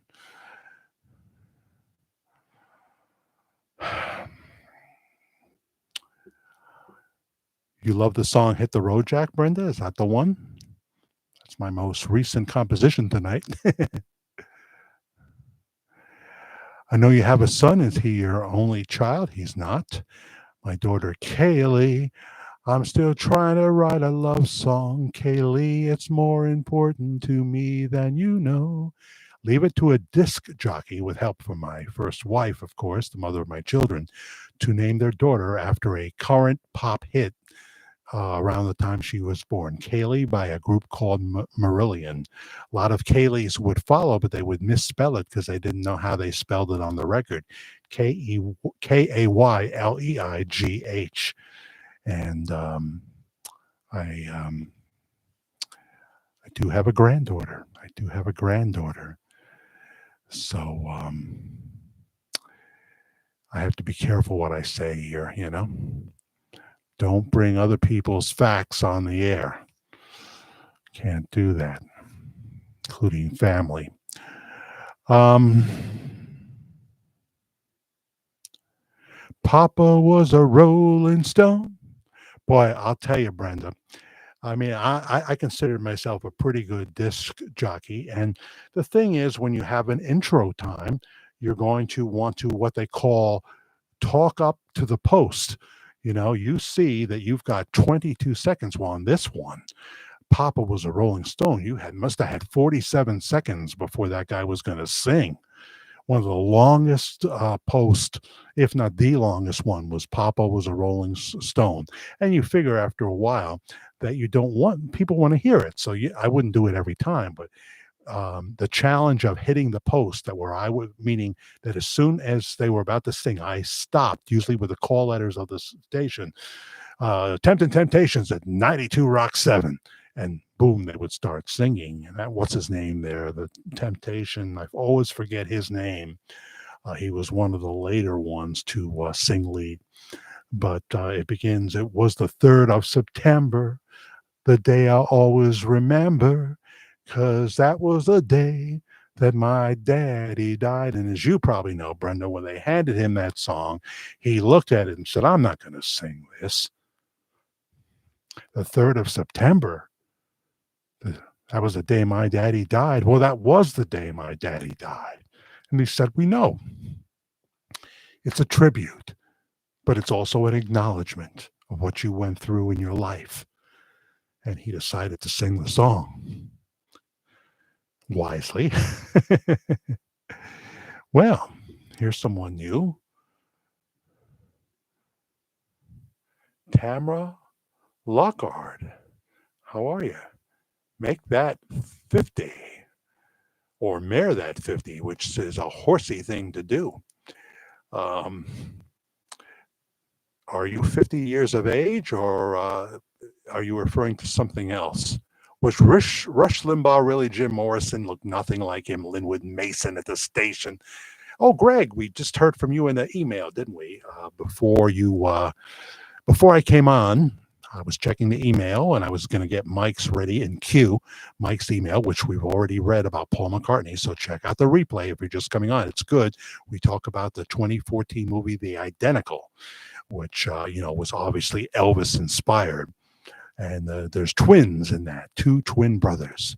Watch the film on Freevee, Tubi, any B you want to see, Marie. You're 50 years old, huh? Well, youngster. See, once us guys start using the word youngster, that means we're an oldster. If we use the word youngster, that's kind of a term that's gone out of style. It's like naming your kid, as I said last week, Gertrude, or is it Beatrice is still out there, right? Yeah, I think so. You're going to get sucked in like a Hoover vacuum cleaner in a good way. Now, the old overnight radio DJ is still in there somewhere. And I won't forget you, Greg. I started a story. I started a joke and started the whole world crying. But those lines that I might have tried to get away with in my overnight radio show, I will not be doing anymore, because that would be an act of the flesh. And God knows there's too many acts of the flesh in my life already. But yeah, Greg, you wrote me. And in regards to your pictures, I would say that both are BJ and not one of them are WJ, I would say. I would say they're both the same guy, but if you watch the Verdict movie or some of the more recent videos on the Elvis Bob Joyce topic, which I don't put the magic word in the title unless I have a real subject that's breaking news, I like that, Susan, though. Very good. Very good comment there. When does your your compilation CD, when is it released? No, I never had that kind of talent. I just play the music on the radio. Oh, how I miss doing that. Oh, how I'd like to do music here, but I can't afford what's going to amount to $3,000 yearly music license, and even then there'll be countries that are blocking me. Even then, you don't get all the countries when you buy that. Yeah, I mean, you could probably buy it separately, but by the time you get done with that, oh my goodness. What about Morgan Freeman really being Jimi Hendrix? I heard that one, Linwood Mason. I only heard Jimi Hendrix talk a few times, and you have to understand, Morgan Freeman has he has almost $1 billion voice. Morgan Freeman has made just as much money doing voiceover as he has doing his wonderful movies, or narrating documentaries. Everybody wants Morgan Freeman, people like that. So I never heard that with Jimi Hendrix. But now that I think about it, I'll listen to a Jimi Hendrix interview and I'll see if there's any way that could possibly be true in my book. But I have heard that. That's all I can say. I'll look into it a little bit. Someone wanted me to look into MJ a little bit. I have not done that yet in what you sent, but I will. Even if I don't believe it, somebody does. We'll lay it out a little bit. So that was my take, Greg. Is that they're both BJ, and I'm not talking about anything naughty here now. But I show, first look at the younger pictures of Robert Wayne Joyce, because I do have to answer your questions here when I think it's pertinent. There's that word again, pertinent. The word for today is pertinent. Or we could say next week's word, it will be harassed or harassed. Harassed. Harassed. There's a new term for what harass means. Harassed means when your country is taken over by someone who just does word salads and destroys America a little bit more every day. Harassed. I like that one. I like that one. Somebody get a T-shirt, make a lot of money, give me some of it. Hi, Alice Warner. All the young girls love Alice. Tender young Alice, they say. I've done this before, haven't I, Alice Warner? I'm sorry. Come over and see me. Come over and please me. Wait till my husband's away. See, this is why Katina is always, probably in the prayer closet for me, because I'm just, that DJ of the past just wants to say howdy. I understand, Brenda, that we are still, we feel much younger than our age. That would be the spirit part of us. Yeah, it's got a big to do with it, doesn't it? Um, let's go Detroit Lions. Give us another big win tomorrow. So is this some kind of a sporting event you speak of? So what the hell is it, Brenda? Talk to a guy like me, just a New York Yankee fan who loves baseball, not a freak about it anymore. But I don't get it. What am I missing, Brenda? Maybe you should tell me in an email. What the heck am I missing? They throw the ball, they run a few yards, these big guys tackle them. Every once in a while, they get a touchdown. I have to admit, I'm like Anderson Cooper when it comes to football. I don't have a clue. I don't have a clue. The halftime shows anymore are not worth my attention, so I don't tune in for that. But I don't know. I don't get football. And I know people adore it with every pore, every inch of their being, every chromosome.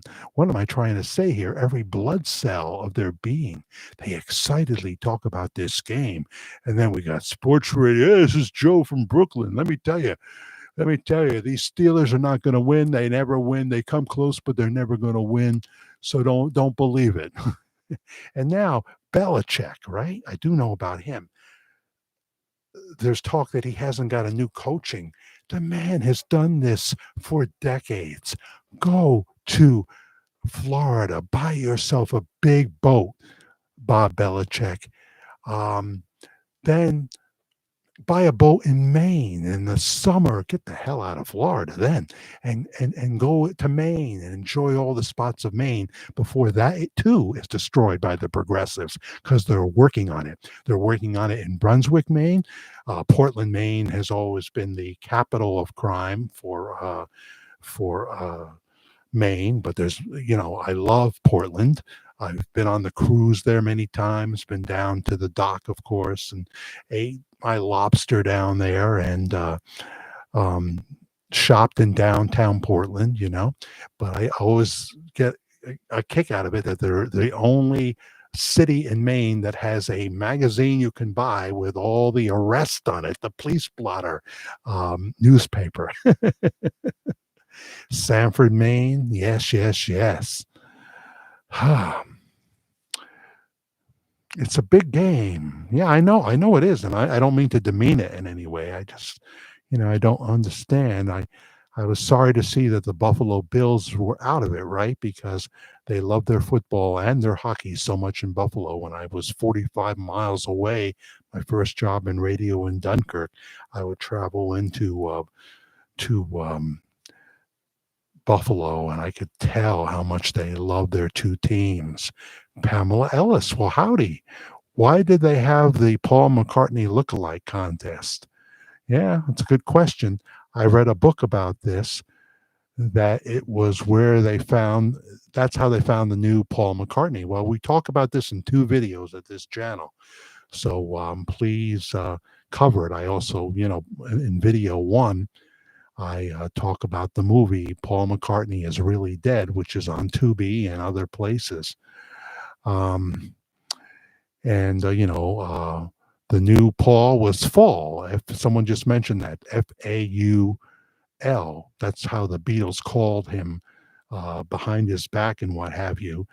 They had a Paul McCartney lookalike contest. Well, Dick Clark, was a real promotional guy, and he might come up with something like that simply because he thought it was fun.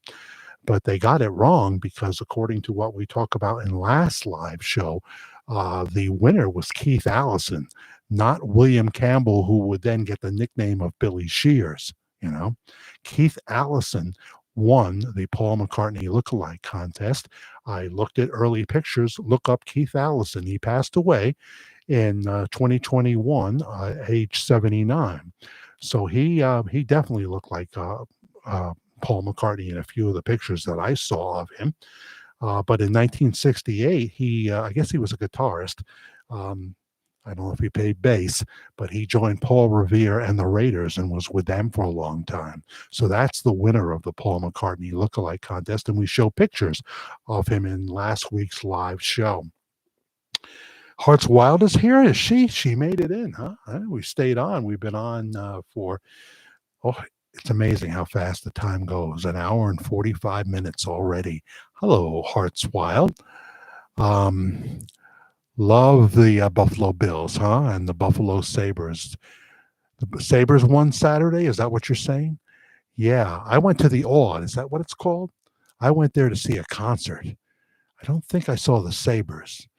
I don't understand hockey either. I go into, with my wild imaginings, I go into a fog, as I did with my son when I think we saw the Devils play the Islanders down at Nassau Coliseum once.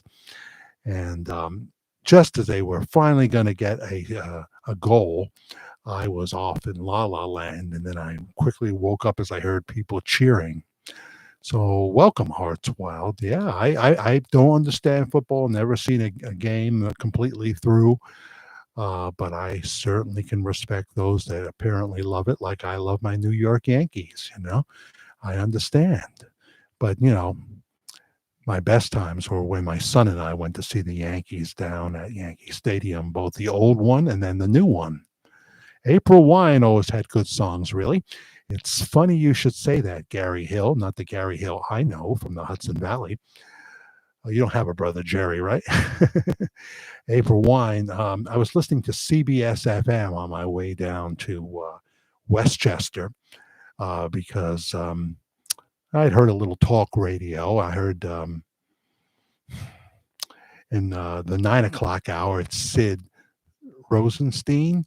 He's okay, but he's no Curtis and Kubi, Curtis Lewa and Ron Kubi, the communist that used to be on there.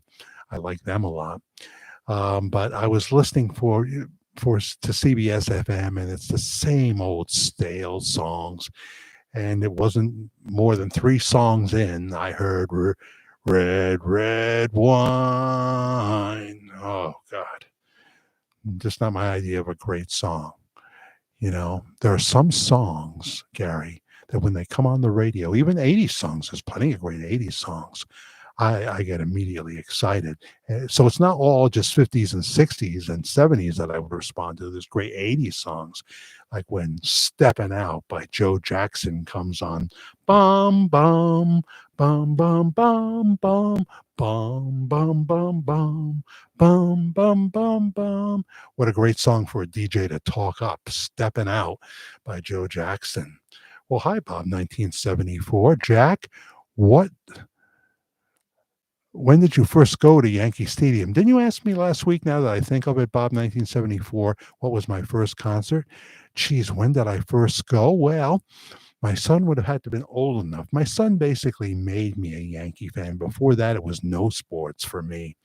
I was never picked in gym class. Never.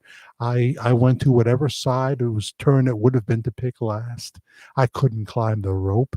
I was Gomer Pyle, but he must have done all right because he was in the Marine Corps. He must have had to climb the rope and do all kinds of things, right? So he must have been good for something, Gomer Pyle. Spill the wine. Dig that girl. I dreamed I was in a Hollywood movie, and I was the star of the movie. Me, a long-haired leaping gnome. Eric Burdon, the lead singer of the Animals, the guy who sang House of the Rising Sun. Yes, yes, yes. His only solo hit that I think didn't much, and it's a great one. So how are you, Hearts Wild? How has life been for you?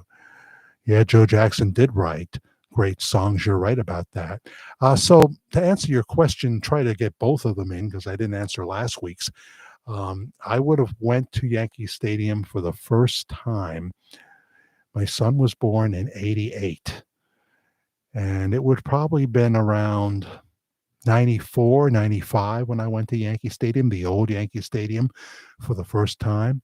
Maybe 96, I don't know. And then we went a number of times. We went a number of times. And then we went to the new one together, the new Yankee Stadium. Do you tear down the old Yankee Stadium? It just felt so wrong. Felt so wrong. First concert, I'm not getting that still. It could have been Elton John. It could have been Billy Joel. I think you're talking about somebody big. I mean, the first concert, it was Jimmy Sturr, 1969, and he's big too. He's the Polka King, 18 Grammy Awards. That was at the Orange County Fair. When Woodstock was happening, my mom wouldn't take me to Woodstock. My father had already passed away. But she would take me to see Jimmy Sturr, who was in his 20s then, and with a great band under a tent that was packed to the rafters. He played every night the fair was on for like 10 nights in a row and would fill it every night. And I went like 4 or 5 times, and I would just watch this guy, who I'm going to see again soon. He's in his 80s now. And I said, man, this guy really loves what he does. So I guess technically Jimmy Sturr would have been my first concert in 1969. But nothing's really coming to mind. I would go with Elton John at Madison Square Garden. I think so. I also saw Elton when I lived out in California. Excuse me, Mr. Mike. At the Universal Amphitheater, right next to the Universal lot. Elton John outside, perfect night for a concert. I remember Elton saying that he had some issues with not a cold, but like some kind of a sinus infection or something, and he was using he had been fighting it, but he had a good spray with him tonight. He wasn't going to suffer during this concert, and he sang "Rocket Man" just as a plane was going flying over the stadium fairly low. It was perfect. It was perfect. So Elton John, saw him many times. Bob Seger. I never realized this till I saw today's Bob Seger, but if he ever wanted to do a tribute show to someone, which is stupid, right? Bob Seger would have people doing a tribute show for him. But if he could do comedy, he looks so much like Ron White right now. It's frightening. It's frightening how much Bob Seger looks like Ron White. Yeah, you always liked Elton John, did you? So many songs, right? Oh, my goodness. From your song to the later songs like Blue Eyes, Baby's Got Blue Eyes. He won Vocal Performance of the Year. Vocal Performance of the Year for Blue Eyes. My goodness, 1 hour and 52 minutes. Ted Nugent. Well, he's a character, isn't he?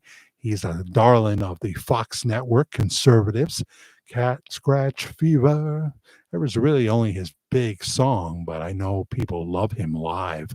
They love him. And of course, he's a hardcore, gun-toting NRA conservative. Of course, the NRA isn't what it used to be, is it? No surprise there in this environment that we live in. Pamela Ellis, hi. Ken Paxton is the other one. I live in Fort Worth, Texas. What am I missing here? We're talking about Motley Crue and Ozzy Osbourne in '83. Was Ken Paxton involved with that? I don't know the name, but I'm not a hard rock kind of guy, but I certainly, I used to play Motley Crue, Vince Neil. I played a little bit of Ozzy. Obviously, I love Crazy Train. That's a good one. My first concert was Motley Crue. Vince Neil was here a few years ago at our fairgrounds, maybe 2019, with his band doing, I'm sure, all the Motley Crue songs. Why wouldn't he? I always wanted to be famous, Jack, says Hearts Wild. Me too. Me too. Radio is some degree of fame. A few times I've actually been recognized for what I do here. It's happened once, and of all places, Bahab, Maine. I'm just sitting there at Paulie's breakfast house with Karen. We heard it was fantastic. They weren't lying. Best blueberry pancakes, best blueberry muffins, eggs and sausage and all that. And there was this guy looking at me from a ways over at the counter. And I would come to find out that he knew me from this channel. Then there's, of course, Kenneth Winters, who lives right here in the Hudson Valley. Met him at ShopRite, the grocery store that we go to here. And we had a very nice conversation. And then it just happened over at the medical center here, not Middletown Medical, but Crystal Run. There was a man coming out with maybe his father. He himself would have been in his 50s maybe, and his father was in his 70s. And he just looked at me, and I said, "Hi." And he said, "Hey, how you doing?" I said, "Bob Joyce." And he shook his head, and they kept walking. He shook his head. I went to Paul McCartney concert in 2002 in the new Texas Stadium. Oh, you lucky dog, you. Not that you're a dog. I don't mean that, Pamela Ellis. I mean it in a good way. You lucky vixen, you. Spent the most money and the worst concert I've ever been to. What disappointed you? Was he not in good voice? When was this now? 2002. He should have still been in pretty good voice. He can still sing, but he cannot do something like Maybe I'm Amazed correctly anymore. He can't. So what didn't you like about it, Pamela? You can be honest with us. Daniel, first concert I went to was Billy Ray Cyrus, Miley's daddy, in the 90s. Memphis at the Pyramid. Other than that, I was doing stagehand work and set up a lot of musicians. Oh, okay, cool. So you weren't so much of a traveling roadie. Were you a stational roadie? That kind of thing. I went to modeling school. I knew it. I knew you were beautiful, Hearts Wild. I just knew it. I went to summer school for a summer. My mom took me, Jack, every day. Wanted to be a model so I could be really famous. So I could meet really famous people. Yeah. Well, I went through my stage of wanting to meet really famous people. Certainly when I lived in Hollywood, California, I had my autograph book. I always had it with me. You just never know. You'd just be walking down Hollywood Boulevard, and here comes the guy that played Reuben Kincaid in the Partridge Family with his young son, and he was grateful that I acknowledged him and said hello to him. Otherwise, if I saw any resistance or him not seeming to want to be recognized, I would not say anything because he's with his little son. I'm not gonna invade their time. Who did not want to be recognized that I saw? That would be Danny Aiello in the kids' place in the Nyack Mall. He came in the summertime wearing a long sleeve black shirt, black pants, black sunglasses like Jack Savage wears, and his son was going to play. My children were in there playing as well, and he's just sat down there quietly. And I mean, he drew more attention to himself because of the way he was dressed and the sunglasses inside. But I just had to do something. So I pretend I was just walking by him. He knew what I was doing. And I said, "Hi, Mr. Aiello. It's nice to see you." And he said, "Hi. Like, oh, this is secret. This is secret. I don't want people to know I'm here." Anyone who knows who Danny Aiello, who knew who Danny Aiello was, he's gone to be with Jesus now, I hope, knew that was Danny Aiello sitting there. Remember when he threw somebody off the roof in the Bronx when he was a police officer? He instead of arresting the guy, he threw him off the roof. Was that a Bronx Tale? No. What was that movie? I don't know. You've seen the Platters perform. Well, what year did you see them? Because they're all dead. But today's Platters are still great, I'm sure. I think the last member of the Drifters just died, and I saw them with Jimmy Sturr. Charlie, jeez, lead singer of the Drifters for many years. Charlie. Can't pull it out of my head. He passed away in January of 2023. So this Drifters was all second people. And I told you that the Guess Who, Burton Cummings and Randy Bachman from the Guess Who, are suing the current Guess Who. Uh, there's usually no original members in the band, which used to be, it had to be one, but they're calling it the cover band, and they say they've even used their images in some of their advertising. That's a no-no. That's a no-no. Burton Cummings, of course, from Canada. Was Randy also? Randy looks like just any old guy you'd see on the street now, Randy Bachman. But Burton Cummings, dyeing his hair dark brown, got the thick mustache. He still looks like Burton Cummings. Can't sing like him as much, but looks like him. Wow. Almost 2 hours here, guys. Junior platters, most were only one original. Yeah, you're supposed to have one original left, but that's not the case anymore. Leonard Skinner has no original members left. Nope. And that's true of more than one. So you might have a son, you might have something like that. They might get in that way to do it, but a lot of groups don't. You can always tell when there's a young guy in a group that was around in the 50s that he's not original a member. A member? Good night, Susan. Sleep well. Good night, Susan. Which Susan are you? We have so many Susans. There's Susan Safati, Susan. Now I'll try to name them all. Susan. I know them all, but I can't do it right now at the moment. But good night. Thank you for stopping. If you tuned in late, you want to see the part about the Identical movie review, loosely based on Elvis to a degree. Just watch the replay. The replay, not the reflex by Duran Duran. Oh, I don't think I had a favorite Duran Duran song. If I did, I guess it's Hungry Like the Wolf. I guess it's that one. Oh, let's remember to say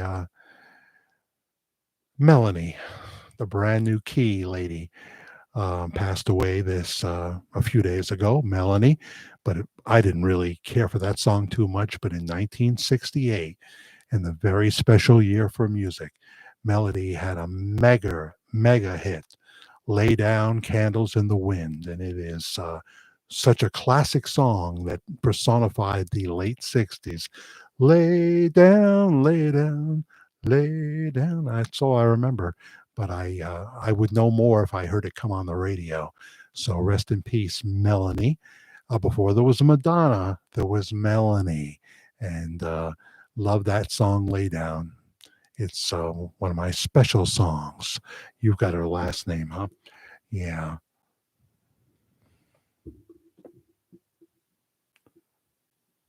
Sarfka. You saw her live, did you? Wow. Susan Cowsill is still out there from the Cowsills. You're still awake, says Susan. Cool. Groovy, but in a far out kind of way. You like all those old bands, all those old bands. Me too. Chuck Negron, former lead singer of Three Dog Night. Of course, they had more than one lead voice. I had seen him and he had oxygen on, so I hope he's doing okay. He left Three Dog Night quite a long time ago and went out on his own. He sang Easy to Be Hard, of course. What a great song. But they had three voices in there, so it wasn't all Chuck Negron. One is the loneliest number was not Chuck, for example. One is the loneliest number. It's the loneliest number. Two can be as bad as one. It's the loneliest number since the number one. Oh boy, that was flat. That was flatter than Ally McBeal. Oh my goodness. Greg, there are two great bands that I have never got to see coming to the amphitheater. About 35 minutes from me, George Thorogood and the Destroyers. Yes, he's great. He's been around these parts, but I have not seen him either, and I feel like I should have. I did see 38 Special with my second wife when we were playing the Port St. Lucie. Well, they called it the St. Lucie County Fair, the St. Lucie County Fair, which was around Port St. Lucie, I guess. And 38 Special did a concert, and my then wife, who was a professional entertainer, was entertaining the crowd by going around speaking to the kids and stuff before the concert. And we got to see 38 Special, a part of them anyway, and they were terrific. They were terrific. They had the Confederate flag on the stage. They did. They did have that. Good night, Brenda. Thank you so much for stopping by. Sleep well, Stephen Spielich, I assume. And Bob, 1974, is a musician. He plays guitar and he sings. That's pretty cool. Can't go too much longer. But boy, those of you that have watched, you really help my watch time hours out terrifically. Please subscribe and like if you haven't already. 55 watching right now. 59 have liked. And that's cool. That's really nice. As I was saying at the outset, this is the biggest, most successful time for this channel. And now that I'm only doing our most popular topic when there's breaking news, it's a struggle to keep it going, you know. So I appreciate if you watch Jack Savage, which drops tomorrow afternoon. Some will get it, some won't. And other things that I might do, you know, but I usually do a impromptu live during the week, and I got to vary the times that I do it.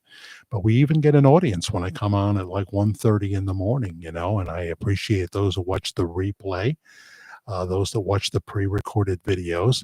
I'll be honest with you, I did put in a few older videos that had been off for a while. They're in the mix right now on your favorite subject. Good night, Jack, and everyone. Had a great time. I'm so happy, Daniel, my brother from Elton. I appreciate that. Night Shift is a great song. It sure is, because I'm a night person. And the Commodores, after Lionel left the group, after Lionel left for superstardom by himself. Yes. Did you see the movie Night Shift, the first one with Henry Winkler? And who else was in that movie? Pretty good movie, I have to say. Pretty good movie. So if you're tuning in late, watch the replay and see about what we talk about with the movie The Identical, and then the Paul McCartney stuff as well. I still didn't find out why he didn't like Paul McCartney in 2002. Let's see here. What else were we going to talk about? I did allude to Texas. I think that we have to stand up to what is happening. These explanations that Jean-Pierre gives are nonsense. First of all, when they try to get something passed that has to do with immigration, they stick in all this woke stuff. You know, they try to sneak that in there.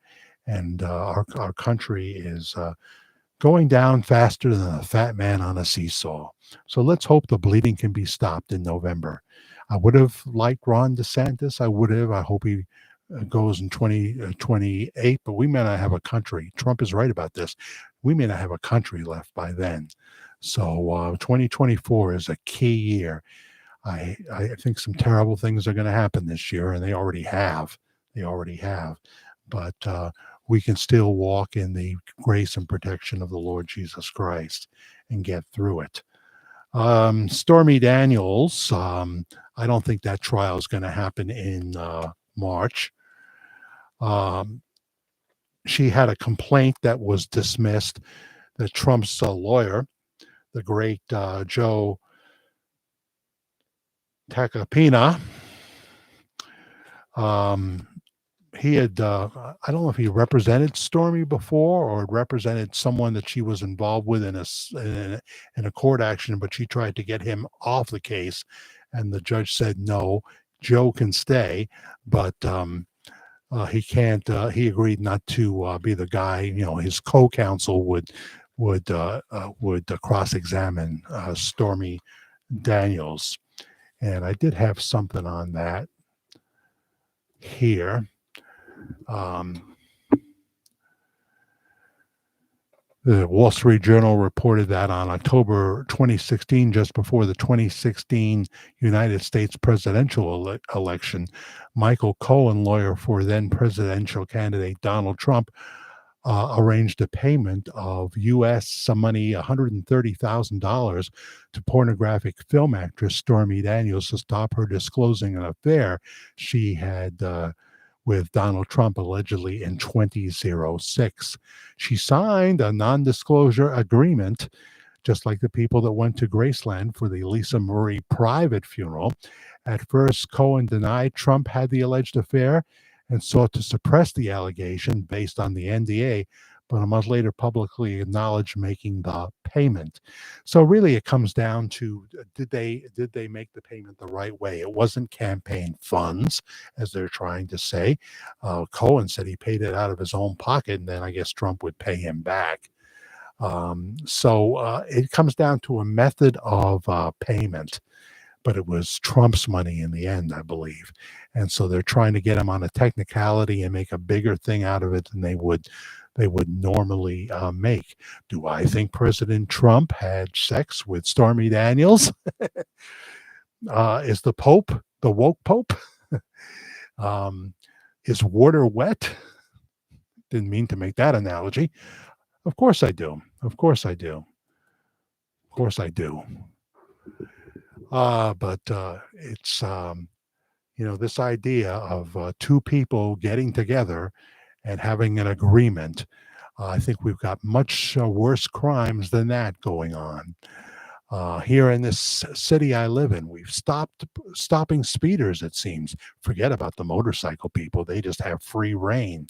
It seems the police are now often afraid to stop people, for crimes. They never know what's going to happen. They want to go home at the end of the night. So I've seen an increase in reckless, wild driving. Oh, but they still stop the prostitutes and what have you. They still have raids with that squad, and a drug bust here and there, or a multi-person drug raid. But there's so many crimes they ignore now. They absolutely ignore them. And this is happening all over America. So I'm not anti-Stormy Daniels. What she does is what she does. And since we know it's sin, we know it's sin when you lust in your heart. So there's no argument from me there. I'm not trying to make one. I'm just saying that there are people in this world that they need the human touch, to quote a Rick Springfield song too, and that's the only way they can get it. And if you're looking for me to condemn them, if you're even looking for me to admit that I've never done that, I'm not your man. I'm not your man. All have sinned and fall short of the glory of God. What am I saying, David James? Howdy, Jack. Listening in here in deep southern Ohio. Oh, you're in the deep state. No, you're not. You're in southern Ohio. Good things happen in your state. The legislator overrode the governor. You cannot chop a young girl's breast off anymore. And you cannot chemically castrate a 12-year-old boy that next month will want to be an astronaut. They overrode your stupid governor, and I was very glad to see that. In Russia, says Susan Safadi, going to get the equipment JB left in Afghanistan. Yeah, is Russia going to? I'm sure they already did, and I'm sure Iran did too. Sure, it's embarrassing how we left Afghanistan. Absolutely embarrassing. Great show tonight, Jack, and all you make it that way. Thank you so much. Yeah, this is just one of the many catastrophes of Joseph R. Biden. And is that really the diary of Ashley Biden that they found, that they were so determined to get back? That kind of indicates it was the diary. And she's talking about showering with her father when she was not a little kid, but maybe a teenager. Oh boy. If influence peddling is true, whether it be as a senator, vice president, and as a president, Hunter Biden, if this is true, involving Russia and the Ukraine, that's the T word, gang. That rhymes with reason. That's the T word. This is the times we live in. And yet there are people that will vote for that man again. And you, as Red Fox liked to say on Sanford, said, "You a dummy. You a dummy." Sniffer JB, yeah. Oh dear. Lines are coming to my head, and I will say none of them. I will say none of them.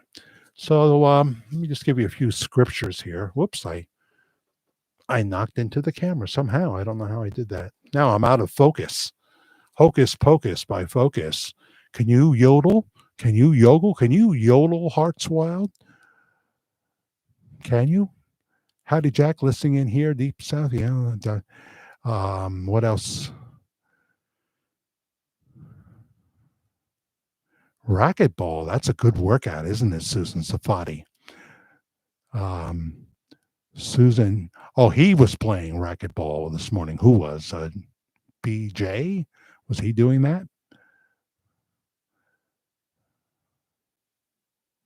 Not likely if you're near death, that's for sure.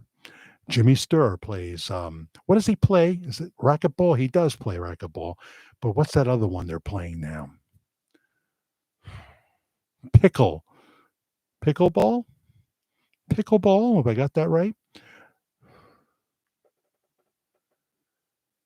What can't you do, Hearts Wild? I forget my own questions. Tamara says, love your channel, really learn a lot from it, and it's fun. Well, I appreciate that more than you will ever know. Here's your chance, Jack. There's a news circulation that Russia may give Texas equipment in support. No, I don't think they would help Texas like that. We don't want to do this, we don't want to have another civil war. But this is you can yodel Hearts Wild, can you? Can you do Hocus Pocus by Focus? Start off with that one. That's a tough one.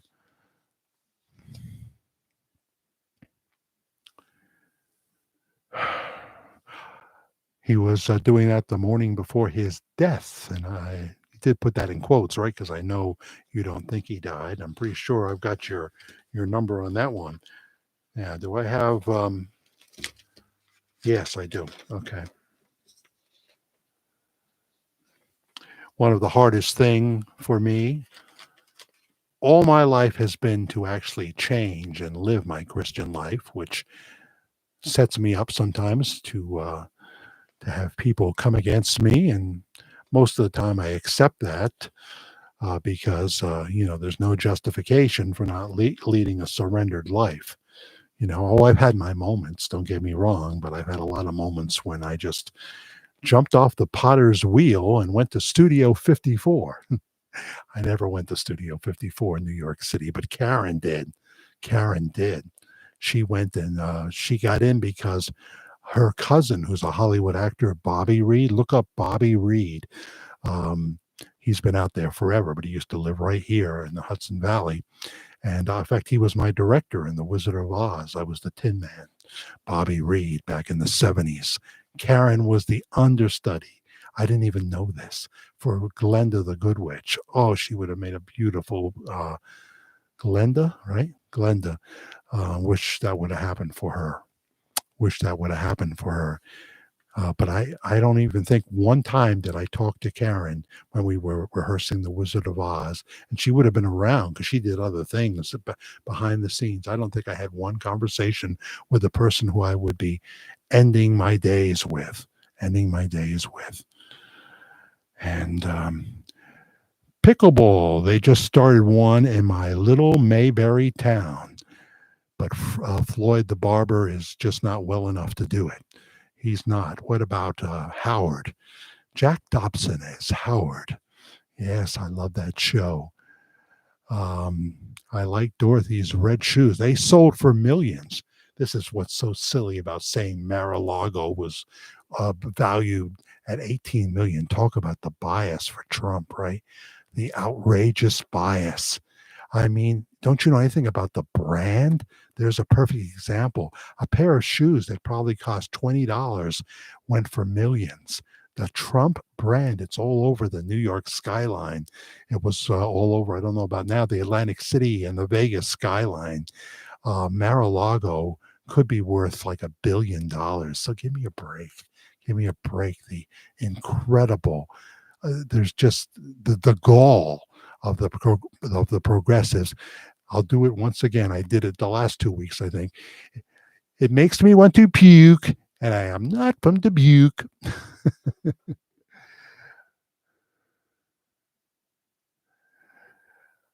Oh boy, I'll tell you, the whole Iranian conflict, here's your chance, would have never happened if Donald Trump had got a second term. We would have not had the Israeli conflict either. I don't think that they would have went for it. They would have realized that Trump would have wanted to get involved in a major way. Nope, all that would have been avoided. Some scripture on the thing I have so much of a hard time doing. Change. Lamentations. How often do I read from Lamentations? Chapter 3, verses 21 and 23. Yet this I call to mind, and therefore I have hope, because of the Lord's great love. We are not consumed, for his passions never fail. They are new every morning. His compassion, I had whited something out here. His compassions never fail. They are new every morning. That ought to make somebody say amen. His compassions are new every morning. Amen. Great is your faithfulness. That's Lamentations 3, verses 21 and 23. 2 Timothy 3, verses 16 and 17. All scripture is God breathed. All scripture is God breathed and profitable for teaching, for reproach, for correction, and for training in righteousness, that the man of God may be competent, equipped for every good work. And finally, Ephesians 4, verses 22 and 24. Put off the old self, which belongs to your former manner of life and is corrupt though through deceitful desires, and to be renewed in the spirit of your minds, and to put on the new self, created after the likeness of God and true righteousness and holiness. Perfect scripture to end for. I feel like the Lord's speaking to me, maybe you as well. Yes, Lamentations 3, verses 21 through 23. Isn't that a good one? We are made in his image, not monkeys. I agree, Hearts Wild. I agree with you. Cheryl Everhart says amen, and here's your chances. Yeah, amen, amen, Gary and Jimmy. And I just want to thank Traveling Tiger, my friend from Wales. Tell me about, write me a couple of paragraphs. I'll read them if they're good, about what's so special about Wales. I don't mean that in a derogatory. What really excites you about Wales history, because you referred to it. And Greg Atkins, thank you for telling me about pickleball. Um, and so many Susans, including unnamed Susan, unnamed last name Susan Safati, Nancy DeMarco dropped by. Heather, I have a feeling you're in the ether.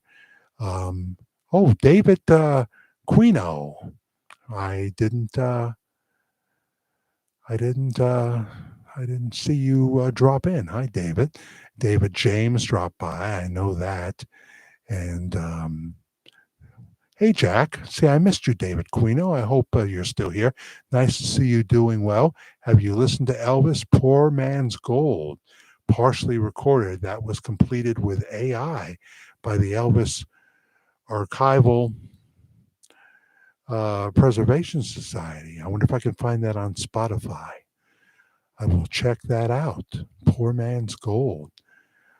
That's interesting. So he didn't get to finish the song. Um, if anyone likes old time radio, says Greg, and public domain movies, that might be a good topic. Maybe one weekend. Okay. I'll put that in my medulla, but if I don't write it down, I'll forget it, and you'll have to remind me again.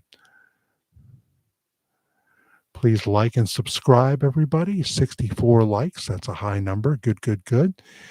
And everybody that dropped in, Michael from London, I'm so glad that you gave us those Paul McCartney stats. Very, very good. Like you, I don't believe Paul passed away, but some of these wild conspiracies, one or two of them, will turn out to be true. I know one that I think might be. I think one might be. I just believe that Goober faked his death and George Lindsay's still alive. Tamara, thank you very much. Alice Warner, all the young girls love Alice. And talked about Gary Hill and all the rest. Brenda. So that's cool. What a wonderful time with you tonight. William Brown stops in the last moment. Watch the replay. We had a lot of fun tonight, William Brown. Downtown William Brown, or would you prefer uptown William Brown? High class, champagne out of a slipper. And whose slipper is it? That's the key. I mean, if it was like Judge Judy and whatever. I'm good sometimes, but I can be bad to the bone. I mean, when I was born, the doctor said, leave this one alone. He knew right away I was bad to the bone.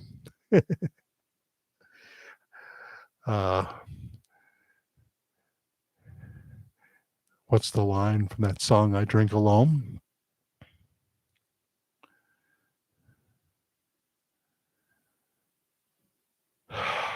What's the beginning of it? I know it ends with, when I drink, I prefer to be I drink alone, and when I drink alone, I prefer to be by myself. The great George Thorogood. Oh, yes, that's that funny town in Texas.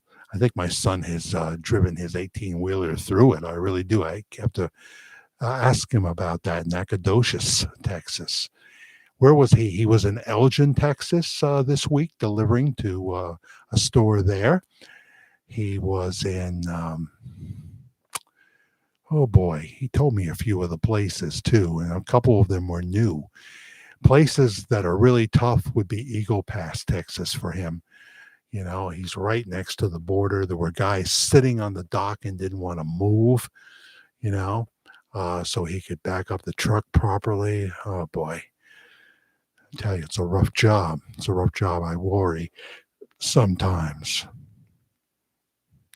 Oh, I didn't know that Nacogdoches is the oldest town in Texas. Wow. Well, we're almost at 2.5 hours, and that is maybe a record. Maybe. It's close. You're uptown, William Brown. I got it now. I'll remember that too. Some things I'll remember because it rhymes. Yes. So that's all she wrote, and there ain't no more. Good night, sweetheart. It's time to go. Good night, sweetheart. Including you, Hearts Wild, and you too, Susan. And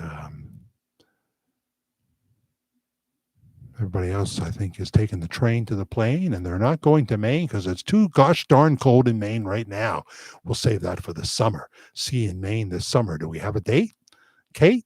I hope so. So don't forget, Jack Savage will be dropping into the pre-recorded zone this afternoon because it's now Sunday here on the East Coast, Sunday morning. It's 1:00 in the morning, here on the East Coast. And he'll be talking about some things.